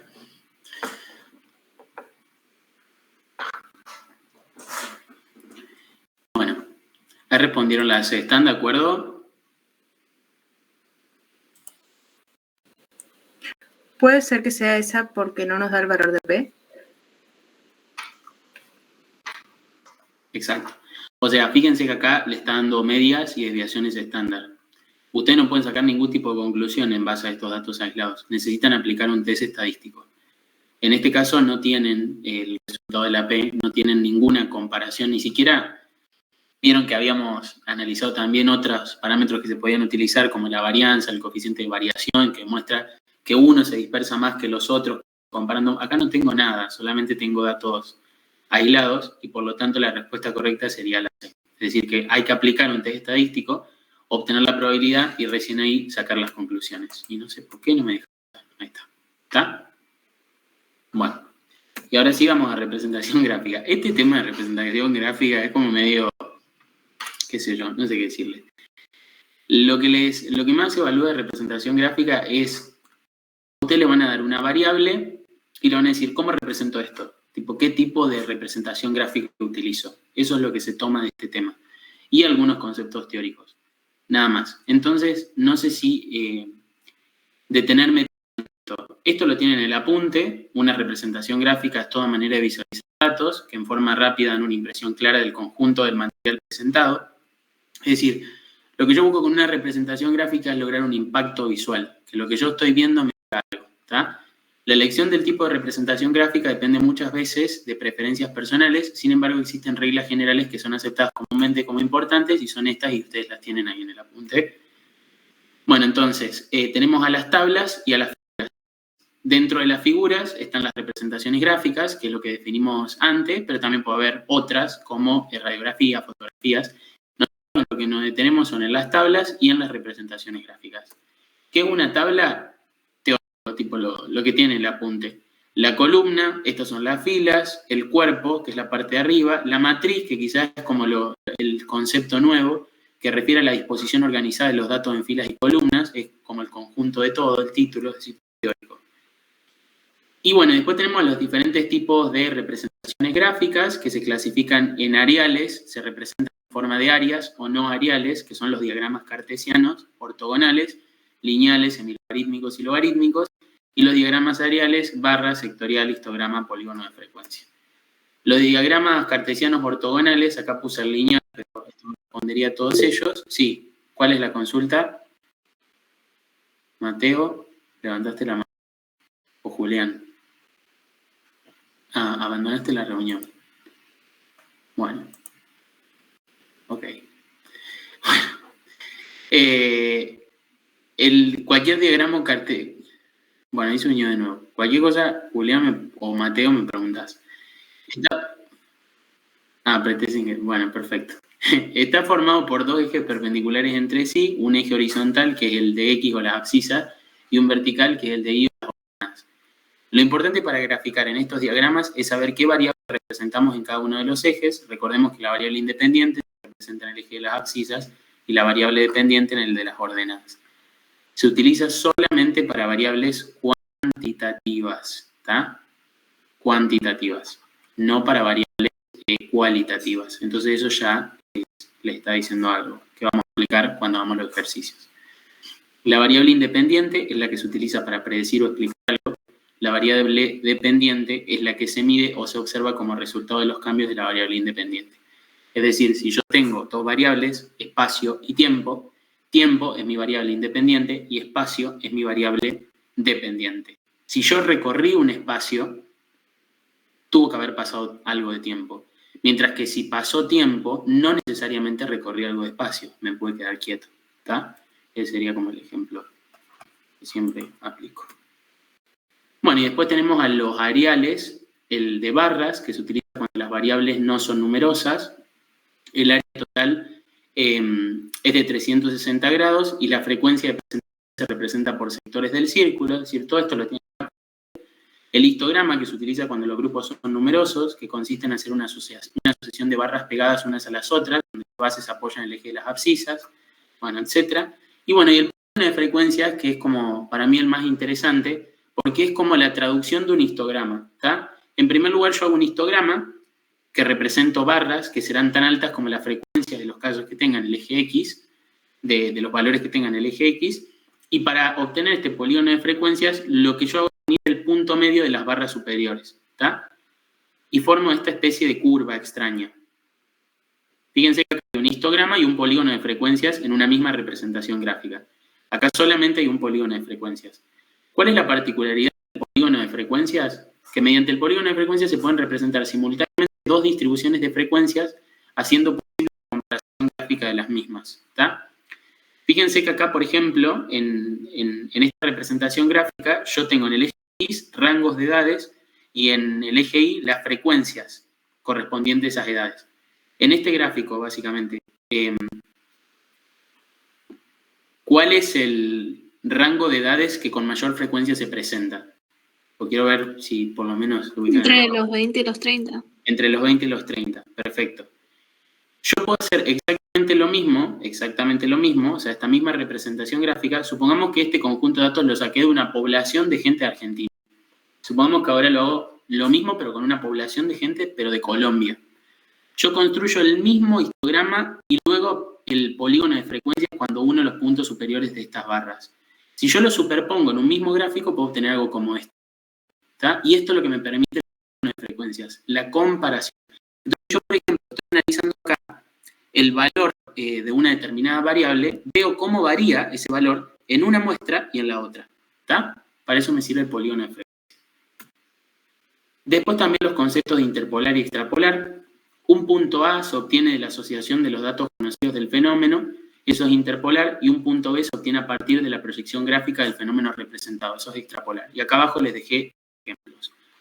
Interpolación es estimar un valor dentro del rango de los datos conocidos. Ejemplo, supongamos que tenemos datos sobre la temperatura en 2 horas del día. A las 10 es de 15 grados centígrados y a las 12 es de 20 grados centígrados.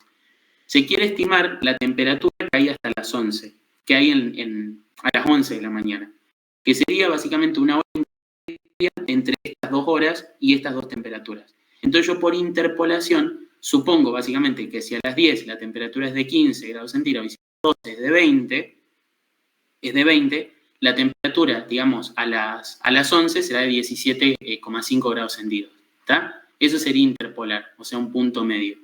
tengo dos datos y encuentro relaciones entre esos dos datos. Extrapolar es cuando me voy más allá. Entonces, extrapolar es estimar un valor fuera del rango de los datos conocidos. Entonces, supongamos que tenemos datos sobre la temperatura en 2 horas del día que son las mismas, a las 10 de 15 y a las 12 de 20 grados centígrados. Y se quiere estimar la temperatura que habrá a la 1 de la tarde. En la extrapolación se utiliza la tendencia de los datos conocidos para estimar el valor en una hora futura. La temperatura ha aumentado 5 grados centígrados cada 2 horas. Eso es lo que me está diciendo este conjunto de datos que yo tengo. Si esta tendencia continúa, entonces a la 1 de la tarde, o sea, 1 hora después de las 12, la temperatura podría aproximarse a los 22,5 grados. ¿Se entiende qué es extrapolar y qué es interpolar? Con esos ejemplos. Sí, yo, sí. yo entendí, pero no entiendo cómo llega a eso. O sea, ¿hace falta saber algún cálculo para llegar a esos resultados? No, creo que ustedes tienen una fórmula, pero tampoco es a modo de información. Pero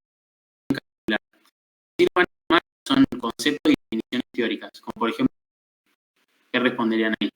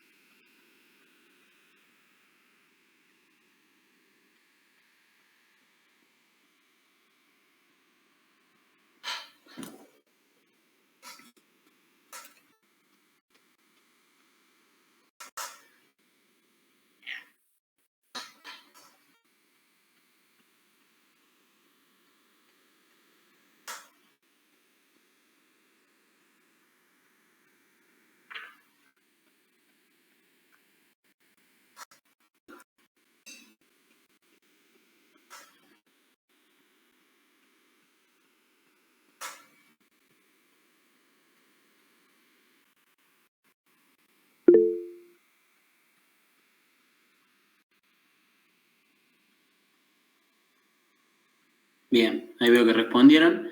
Sí, sería la opción C, porque yo estoy proyectando para el 2021. Claro, tengan en cuenta que este examen es viejo, claro, como dice Jennifer. Sí, ahí está. Sí, este examen es viejo, ¿vieron? Pero sí, sería extrapolar la respuesta correcta.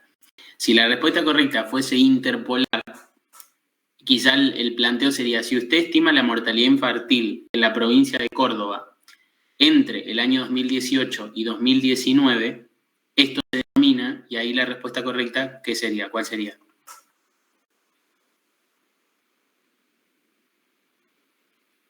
Si yo le pregunto. ¿Cómo? La A. Interpolar, exacto. Porque entre dos datos conocidos, yo encuentro uno central. En la extrapolación, yo aplico lo que conozco de esos dos datos para estimar qué va a ocurrir en el futuro. ¿Está? Esa es la diferencia. Bien. Perfecto. Y bueno, y acá pasamos al chamullo, porque la verdad que hay justificaciones en estos ejercicios que yo no entiendo, así que acá vamos a resonar todos juntos. Acá es lo que le pinte a uno, ¿vieron?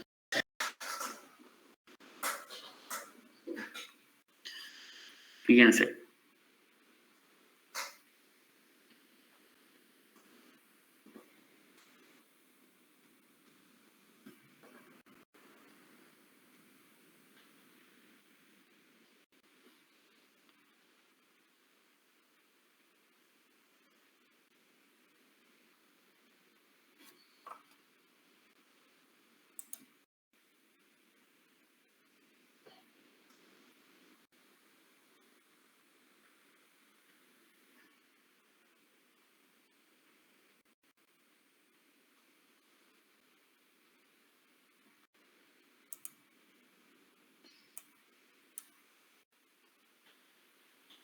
Bien, ahí empezaron a responder.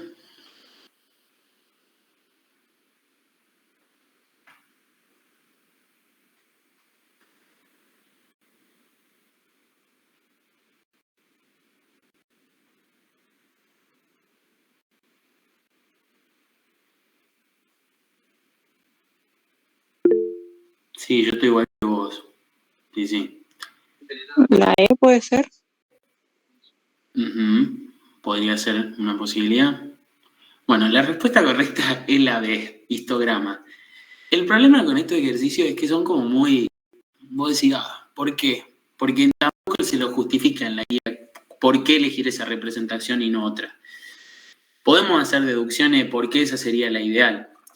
Polígono de frecuencia dijimos que era para comparar dos poblaciones, dos muestras diferentes y ver cómo oscilaban. Para eso me servía o era de utilidad. Si yo acá tengo rango de edades, como les había mostrado el ejemplo, con un histograma me alcanza y es representativo. ¿Se acuerdan que ese era el ejemplo? Acá yo tenía rangos de edades y la frecuencia que había respecto a esas edades, y acá estamos hablando de eso. ¿Está? En un gráfico sectorial o de barras me serviría más para variables cualitativas, no tanto para variables cuantitativas. ¿Está? ¿Por qué? Porque en un gráfico de barras ustedes les muestran los 360 grados y repartida, digamos, está partido en la frecuencia de las diferentes variables cualitativas que representan esa barra. Por ejemplo, cuántos murieron por infarto agudo de miocardio, cuántos murieron por cáncer, cuántos murieron por, no sé, neumonía, ¿tá? Esas son variables cualitativas. Entonces, un gráfico de barras o sectorial sería más útil para esos casos. Entonces, entendiendo y descartando esas opciones, yo justificaría que por eso la respuesta correcta es histograma. Esto no es algo que yo supongo, esta es la respuesta correcta que ellos pusieron, así que esa es la respuesta correcta. Pero como digo, estos ejercicios son medio razonar y ver qué podés poner, ¿está? Pero por lo menos encuentran algún sentido a eso, tipo a que sea histograma y no otra cosa. Yo para que tengo la pantalla acá por la duda. Tipo, ¿tienen alguna duda o algo para decir, bueno, pero ¿cómo va a ser histograma si...? No, histograma podría ser para mí. No habría razón para que no. Diagrama cartesiano ortogonal logarítmico, raro, lo que sea logarítmico. Pero bueno, veo que están de acuerdo.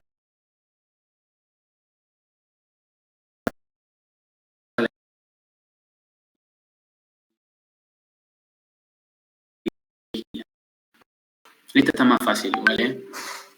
Esta sí tiene justificación.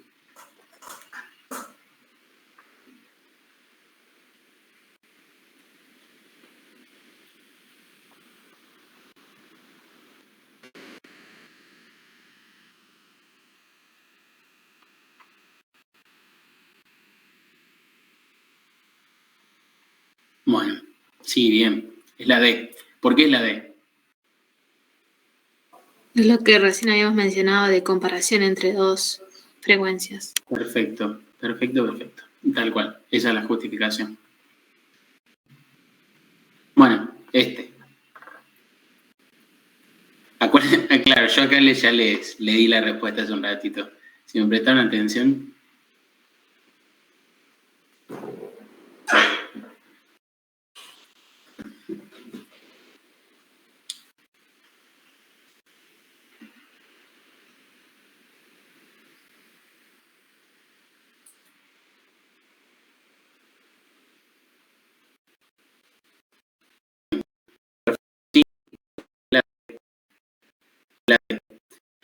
Por la justificación que les había dado antes. Lo más ideal para variables cualitativas es un areal en barras. ¿Está? Recuerden que el barras también se utilizaba cuando las variables eran poquitas, no eran muchas.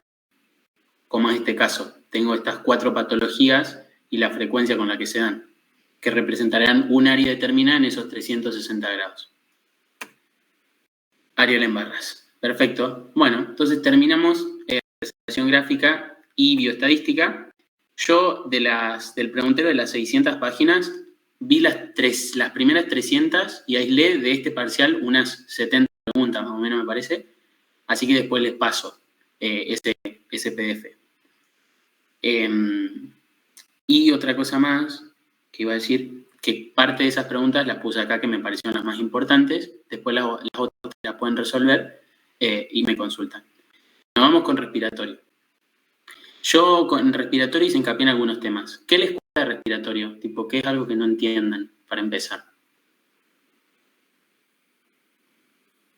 Tipo, ¿les cuesta algún tema? ¿Quieren enfocar en algo? Si no, avanzo a lo que yo preparé.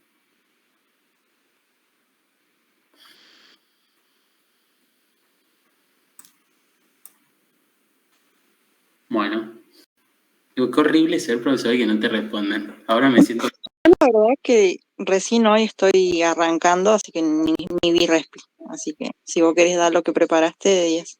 Bueno, Claro, yo ni lo leí. Yo estoy en la misma. bueno, listo, genial. Perfecto. Bueno, a ver, entonces, en primer lugar, quiero ver si ustedes recuerdan estos conceptos que se confunden mucho. ¿Qué es la distensibilidad? ¿Saben lo que es? La distensibilidad pulmonar. Es como la capacidad de aumentar el volumen, ¿no? Bien, si va por ahí. ¿Alguna otra definición? Capacidad de expandirse. Perfecto. Bien. ¿Y qué es la elasticidad? La capacidad de recuperar su forma original. Bien. Cuando se somete a una presión, una fuerza, por ejemplo, es lo que veíamos sobre la arteria aorta, entonces como que tiene la capacidad de volver a su posición original sin perder sus propiedades. Perfecto. Muy bien. Tal cual. Bueno, entonces, estas propiedades, ¿qué relación tienen entre una y la otra? Tipo, ¿qué relación hay entre elasticidad y distensibilidad o compliance, que son dos términos similares? ¿Se les ocurre? Son como lo contrario. Perfecto. Son inversamente proporcionales, son lo contrario. Entonces, como ustedes dijeron, la distensibilidad es la capacidad de expandir algo a expensas de los cambios de presión que ocurren en su interior. ¿Quién me está expandiendo esto? ¿Quién me está ejerciendo presión para que ese volumen aumente, para que el pulmón se expanda? El aire que está ingresando. El aire.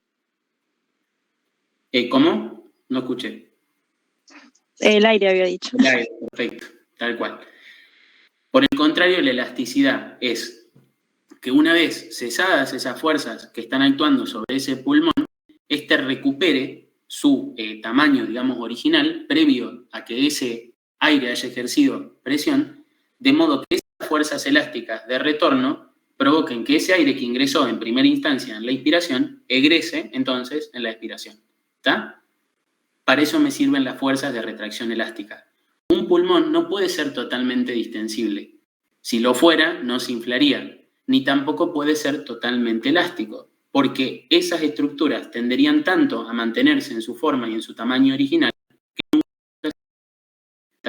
entonces tiene que haber una interacción entre esas dos propiedades. Van a ver que hay patologías que aumentan la distensibilidad y otras que la disminuyen, aumentando la elasticidad. Entonces, me falta una cosa. ¿Qué es la tensión superficial? Que también es otro concepto importante. ¿Es la atracción de las moléculas de agua entre sí o no? Perfecto. En el interior del alvéolo hay una capita de moléculas de agua, ¿no? Esa capita de moléculas de agua tiende a atraerse. Por eso se me forma la gota de agua en un vaso. Digo, en un vaso, escuchen. Cuando ustedes vuelcan algo de agua en una superficie, ven que se forman gotas, no que el agua se expande de forma plana. Eso se da porque las gotas de agua, por fuerzas químicas, se atraen unas con las otras. En el alvéolo, que es muy chiquitito, ocurre lo mismo. Es decir, hay toda una película de agua y esas moléculas de agua tienden a atraerse. El alvéolo es como una pelotita, un circulito inflado. Cuando esas moléculas de agua se atraen entre sí, llega un punto donde se atraen tal que terminan colapsando el alvéolo, se van juntos. Entonces, ¿qué tengo yo que evitar que eso suceda? Que el alvéolo se colapse. Perfecto. El agente surfactante. ¿Qué hace el agente surfactante? Mantener distanciadas esas moléculas de agua entre sí, de modo que éstas no se unan, es decir, no haya atracción y el alvéolo no colapse. ¿Está? Eso hacen las moléculas surfactantes. Entonces, una vez básicamente definidos estos tres conceptos, que suelen ser confusos, tenemos que la tensión superficial es la fuerza de atracción de las partículas de la película de agua que se encuentran sobre la superficie de la membrana alveolar interna, que tiende a colapsar el alvéolo. La elasticidad es la propiedad de un cuerpo de regresar a su volumen inicial original, luego que dejó de actuar sobre él la fuerza que lo deformó. Y la distensibilidad, que es la propiedad de un cuerpo que refiere a la facilidad con la que tiene volumen o más distensible es. Por este motivo, la distensibilidad es inversamente proporcional a la elasticidad. Y acá tenemos un gráfico que representa lo que es la distensibilidad pulmonar, ¿está? Al principio,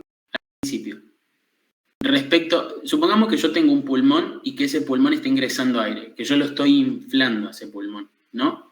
¿Cómo será la distensibilidad al principio respecto a la fase intermedia de llenado? ¿Mayor o menor? No sé si se comprende la pregunta. Si se comprende, la vuelvo a hacer. ¿Me puedes decir otra vez? Bueno, va de nuevo. Yo empiezo a inflar un pulmón, ¿no? Lo inflo. ¿Cómo va a ser la distensibilidad?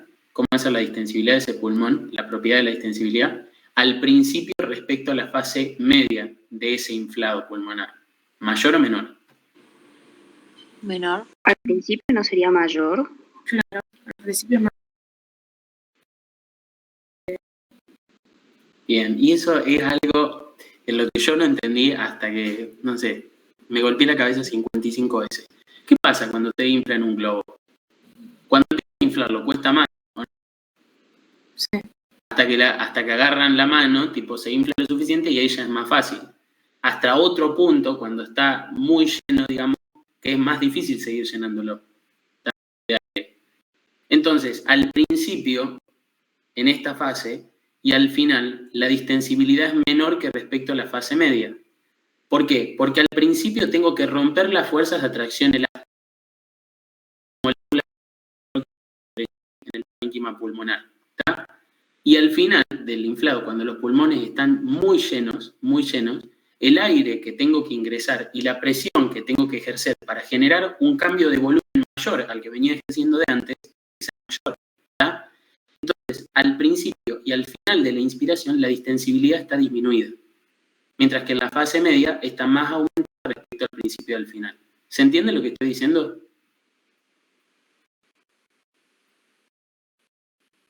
Sí. Creo que sí. Bueno, perfecto. Entonces, por eso acá en el principio, fíjense que la curvita está como más deprimida, como que le cuesta arrancar. Y acá también, mientras que acá asciende. ¿Se entiende? A eso refiere la distensibilidad. Entonces, en los vértices pulmonares, ¿están más inflados o menos inflados?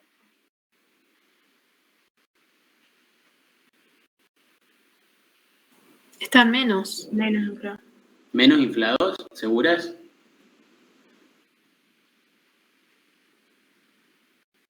Los vértices pulmonares son los que más se llenan, los que suelen estar hiperinsuflados porque el aire siempre tiende a ascender, ¿está? Entonces siempre están llenos de aire. ¿Cómo creen que será la distensibilidad en los vértices? ¿Mayor o menor? Entonces, si siempre están inflados. ¿Menor sería? Menor, porque ya tienen aire en su interior. Entonces, distenderlo más de lo que ya están va a ser más complicado. Voy a necesitar mayor presión de aire. ¿Se entiende? En cambio, ¿cómo va a ser la distensibilidad en las bases? Mayor. Y mayor. Perfecto, mayor. ¿Se entiende este concepto de distensibilidad? Porque una cosa es entender, bueno, esta facilidad de expansión. Otra cosa es razonarlo así. ¿Se comprende? Porque esto estaba en una pregunta que me tomaron a mí, pero no la encontré. ¿Se entiende esto? ¿Están seguros? Sí. Sí. Bien, perfecto. Y Genial. hoy también, yo una vez lo vi como aplicado con el agua, esto de la distensibilidad. Capaz relacionándolo con la tensión superficial.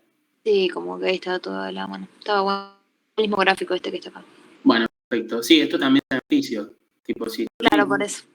Si lo tienen claro para física, también lo van a tener claro para fisio.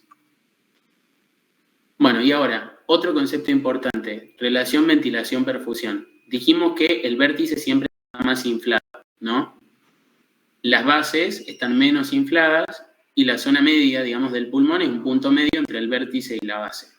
¿Cómo es la relación ventilación-perfusión? En la relación, en el vértice, la ventilación-perfusión es mayor. ¿Por qué creen que se da esto? ¿Por qué creen que es así?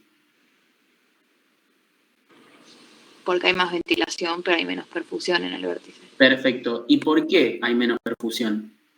Hay dos razones. Porque está por arriba del corazón. Perfecto, bueno, porque está por arriba del corazón. ¿Qué fuerza actúa sobre la sangre a medida que asciende? La hidrostática. Hay una presión que está actuando constantemente sobre nosotros. La hidrostática es la que... ¿Cuál es? La atmósfera. Atmosférica. La atmosférica, perfecto. La presión atmosférica tiende a que la sangre se acumule en las regiones más inferiores de nuestro cuerpo, a diferencia de las más superiores. ¿Está?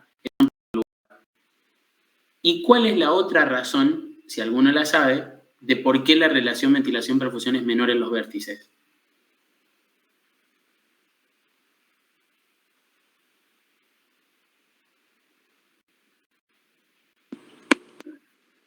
Esta es medio ahí complicadita, pero... Bueno, ustedes saben que los alvéolos están uno juntito al otro, uno al ladito del otro, están separados por septos.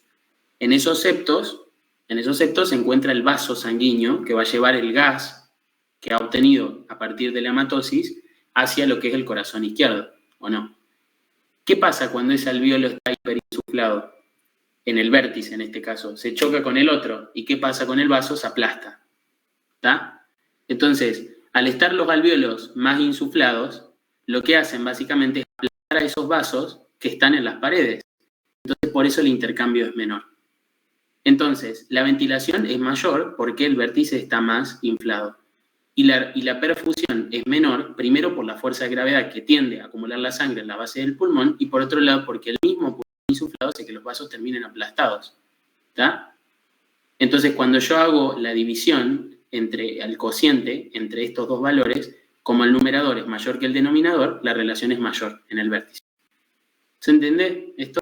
¿Se comprendió? Sí. ¿Por qué era que estaba más ventilado el vértice? Porque el aire tiende a ascender. ¿Está? Tiende a irse para arriba por su densidad. Entonces tiende a acumularse en esa zona. La otra que decía de que se aplastaba el vaso, ¿es la vasoconstricción pulmonar hipóxica?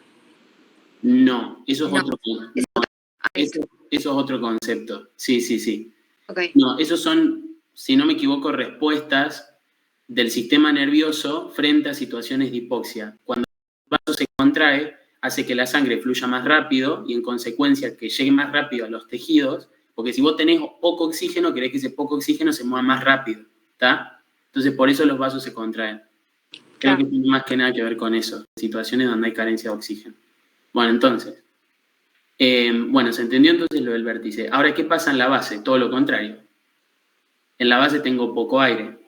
Tengo vasos que no están aplastados, que están súper distendidos, y además la presión atmosférica lo que hace básicamente es acumular la sangre en esa región. Entonces, ¿cómo hace la relación ventilación-perfusión?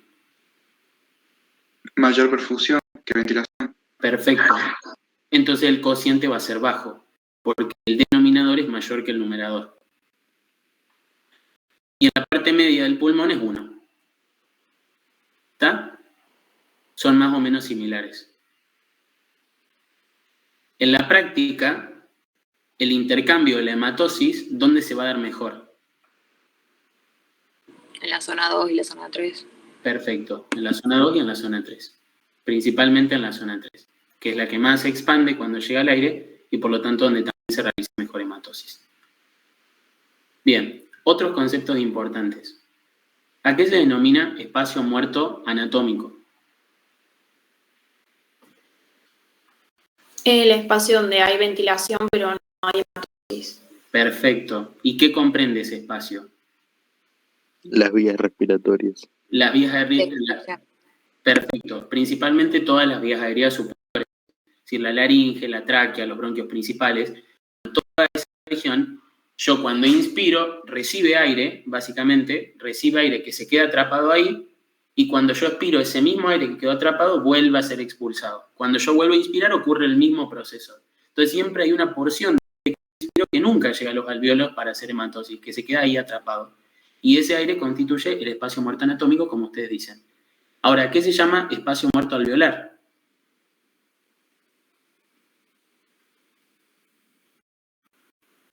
¿Serían los alvéolos que no hacen hematosis? Perfecto. Y fisiológicamente en condiciones normales, ¿qué alvéolos no hacen hematosis? Los de la base, los de la parte media, los del vértice. De la zona 1, ¿no?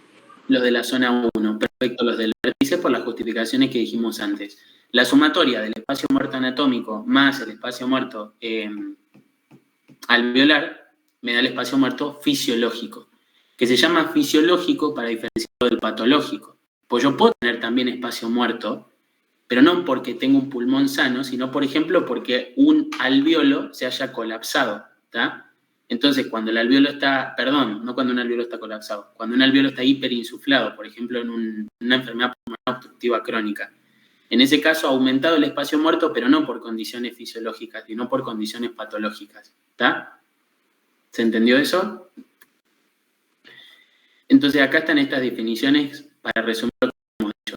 Gran parte del volumen de conducción no llega a la membrana alveolar, quedando las vías aéreas en regiones que no participan en la hematosis. A estas regiones se las denomina espacio muerto anatómico. Es aproximadamente 150 mililitros en cada ciclo respiratorio, siendo el volumen total inspirado 500 mililitros. Los alveolos ventilados, pero no perfundidos, constituyen el espacio muerto alveolar. La sumatoria de ambos se denomina espacio muerto fisiológico. ¿Está? ¿Y cómo se llama? Está bien, nosotros dijimos que cuando hay un alveolo que está inflado, básicamente, pero no perfundido, a eso lo llamamos espacio muerto. Ahora, ¿cómo se llama cuando hay un alveolo perfundido pero no ventilado? El shunt. Shunt. Perfecto. Shunt o cortocircuito. Excelente. Y en este caso, el shunt no es nunca fisiológico. Si yo tengo un shunt, en realidad sí es fisiológico, pero en muy poquitos casos especiales. Por lo general, si se habla de shunt es porque hay cierta patología. ¿Está? Entonces, las zonas ventiladas pero no perfundidas reciben el nombre de espacio muerto. Y son los dos casos que dimos que son fisiológicos. Si el espacio muerto aumenta es porque hay más espacio muerto, pero por una cuestión fisiológica. Si es fisiológica son estos dos que nombramos. No hay otro espacio muerto más. Las zonas perfundidas pero no ventiladas reciben el nombre de shunt o cortocircuito, ya que la sangre venosa ingresa al sistema arterial sin que la misma haya pasado antes por áreas pulmonares ventiladas. Eso sería el shunt. ¿Está? Alveolos que están perfundidos, pero que no están ventilados. Si están perfundidos y no están ventilados, eso significa que la sangre que pasó por ellos no hizo matosis, consecuencia sigue siendo venosa o carbooxigenada. Continúa su circuito y se mete en la sangre arterial que se supone debería estar oxigenada. Por eso se llama cortocircuito, porque se saltó la ventilación, se saltó la matosis. Bueno, entonces, vamos a hacer este ejercicio. Empezamos con los ejercicios. Ustedes me dirán cuál es la respuesta correcta.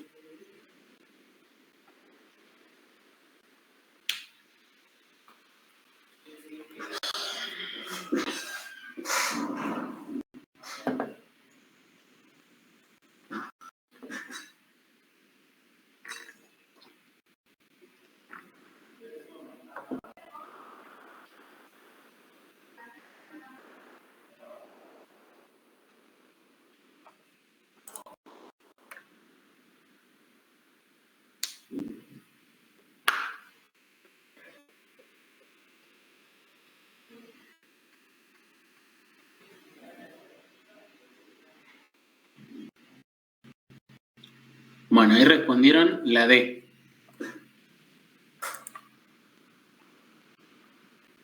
Y sí, es la D. Hay mayor ventilación alveolar y menor presión de perfusión, que era lo que habíamos dicho y justificado hace un ratito. Pasamos a la siguiente. Si no entienden, me paran y volvemos a explicar. ¿Te puedo hacer una consulta con el tema eso de los shunt que dijiste? Sí. Generalmente dijiste que se dan casos de patologías, ¿no? Sí. Y cuando hay esos casos donde, por ejemplo, las venas bronquiales desembocan, decían, en el camino de las venas pulmonares, que disminuye la presión parcial de oxígeno, ¿eso sería un shunt fisiológico? Sí, sería un shunt fisiológico. Por eso había dicho que hay dos casos particulares donde el shunt se da de forma fisiológica. Uno es el que dijiste vos, donde las venas bronquiales se conectan con la circulación pulmonar, entonces de cierta forma se saltan el hecho de pasar por la ventilación.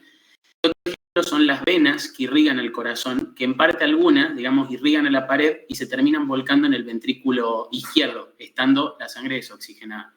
Esos son los dos casos, pero como era algo específico y que no se le apunte, directamente no lo nombré. ¿Se entiende? ¿Me entendiste? Sí, gracias. No, de nada. Bueno, y ustedes respondieron la C. Perfecto. ¿Por qué? Bueno, igual ya lo explicamos. Tipo, no hay mucho que decir tampoco. Así que paso a la siguiente.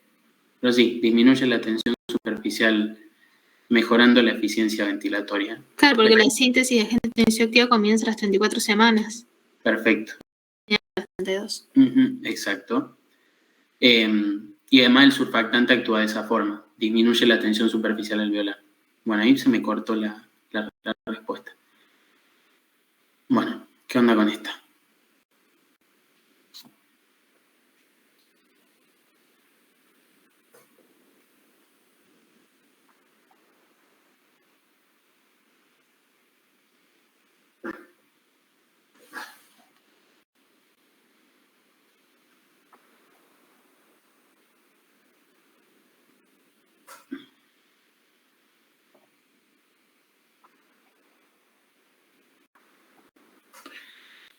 Bueno, perfecto, sigue la A tal cual, porque justamente la hematosis sirve para que el dióxido de carbono sea expulsado y el oxígeno básicamente ingrese a la sangre.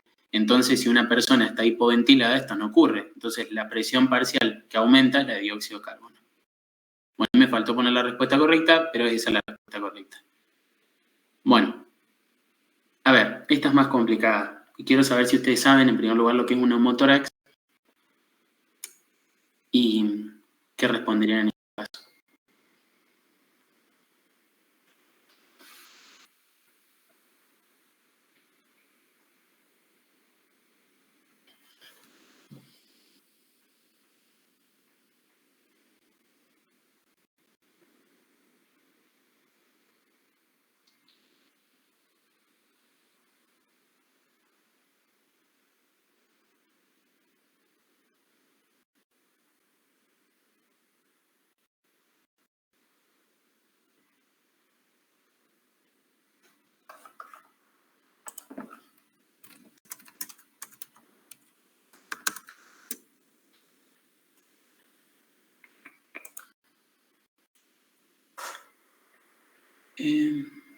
Bueno.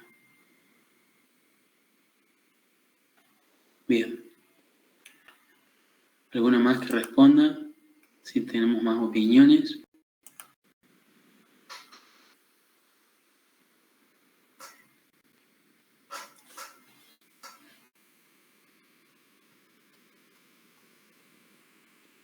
¿Saben lo que es un neumotórax? ¿Alguno podría decirme? ¿Para dar una definición? O lo que sepa, digamos, ¿qué le suena? Es cuando se llena la cavidad pleural que está entre las dos hojas de la pleura. Perfecto. ¿De qué cosa? Y puede ser sangre, aire, líquido. Si es neumotórax es porque es aire. Si es hemotórax es porque es sangre. Si es piotórax es porque es pus. Así. En caso de neumotórax es el aire. Perfecto. ¿Qué ocurre acá? Ustedes tienen el pulmoncito, su pulmoncito y alguna parte del parénquima pulmonar se lesiona. Y entonces es como si el globo, que sería el pulmón, se pincha. Entonces el aire, digamos, que está contenido en el pulmón, escapa hacia la cavidad pleural. ¿Y qué le hace? ¿Qué provoca eso? Que el aire que escapó, que se encuentra ahora por fuera del pulmón, ejerza presión sobre el pulmón y me lo colapse. ¿Está? Eso es el neumotórax. Entonces, la ventilación pulmonar caería a expensas de la presión pleural. La presión de la pleura es negativa, pero si ahora en la pleura hay aire atrapado, está ejerciendo una presión positiva sobre el parénquima, de modo que lo estaría colapsando. ¿Está? ¿Se comprende? La ley de Boy-Marriott, no sé si la tienen, pero relaciona presión y volumen y afirma que son variables inversamente proporcionales. ¿Se comprende este ejercicio? Sí, re. Sí. Bueno, perfecto. Y después la otra, no debería haber modificaciones de las presiones transmural e intrapleural, si las hay, es lo que acabamos de explicar. La presión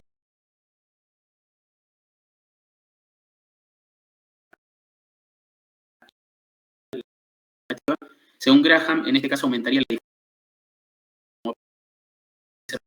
la Graham no tiene nada que ver con el área, tiene que ver con la densidad con los Ah, listo, perfecto. Bueno, vos lo dijiste. La elasticidad tiende a ser máxima. No, mentira. Lo contrario. Y tengo la respuesta correcta. A ver. ¿Se imagina que no sea esa? Listo, sí, es esa, ya está. Bueno. Vamos con la siguiente.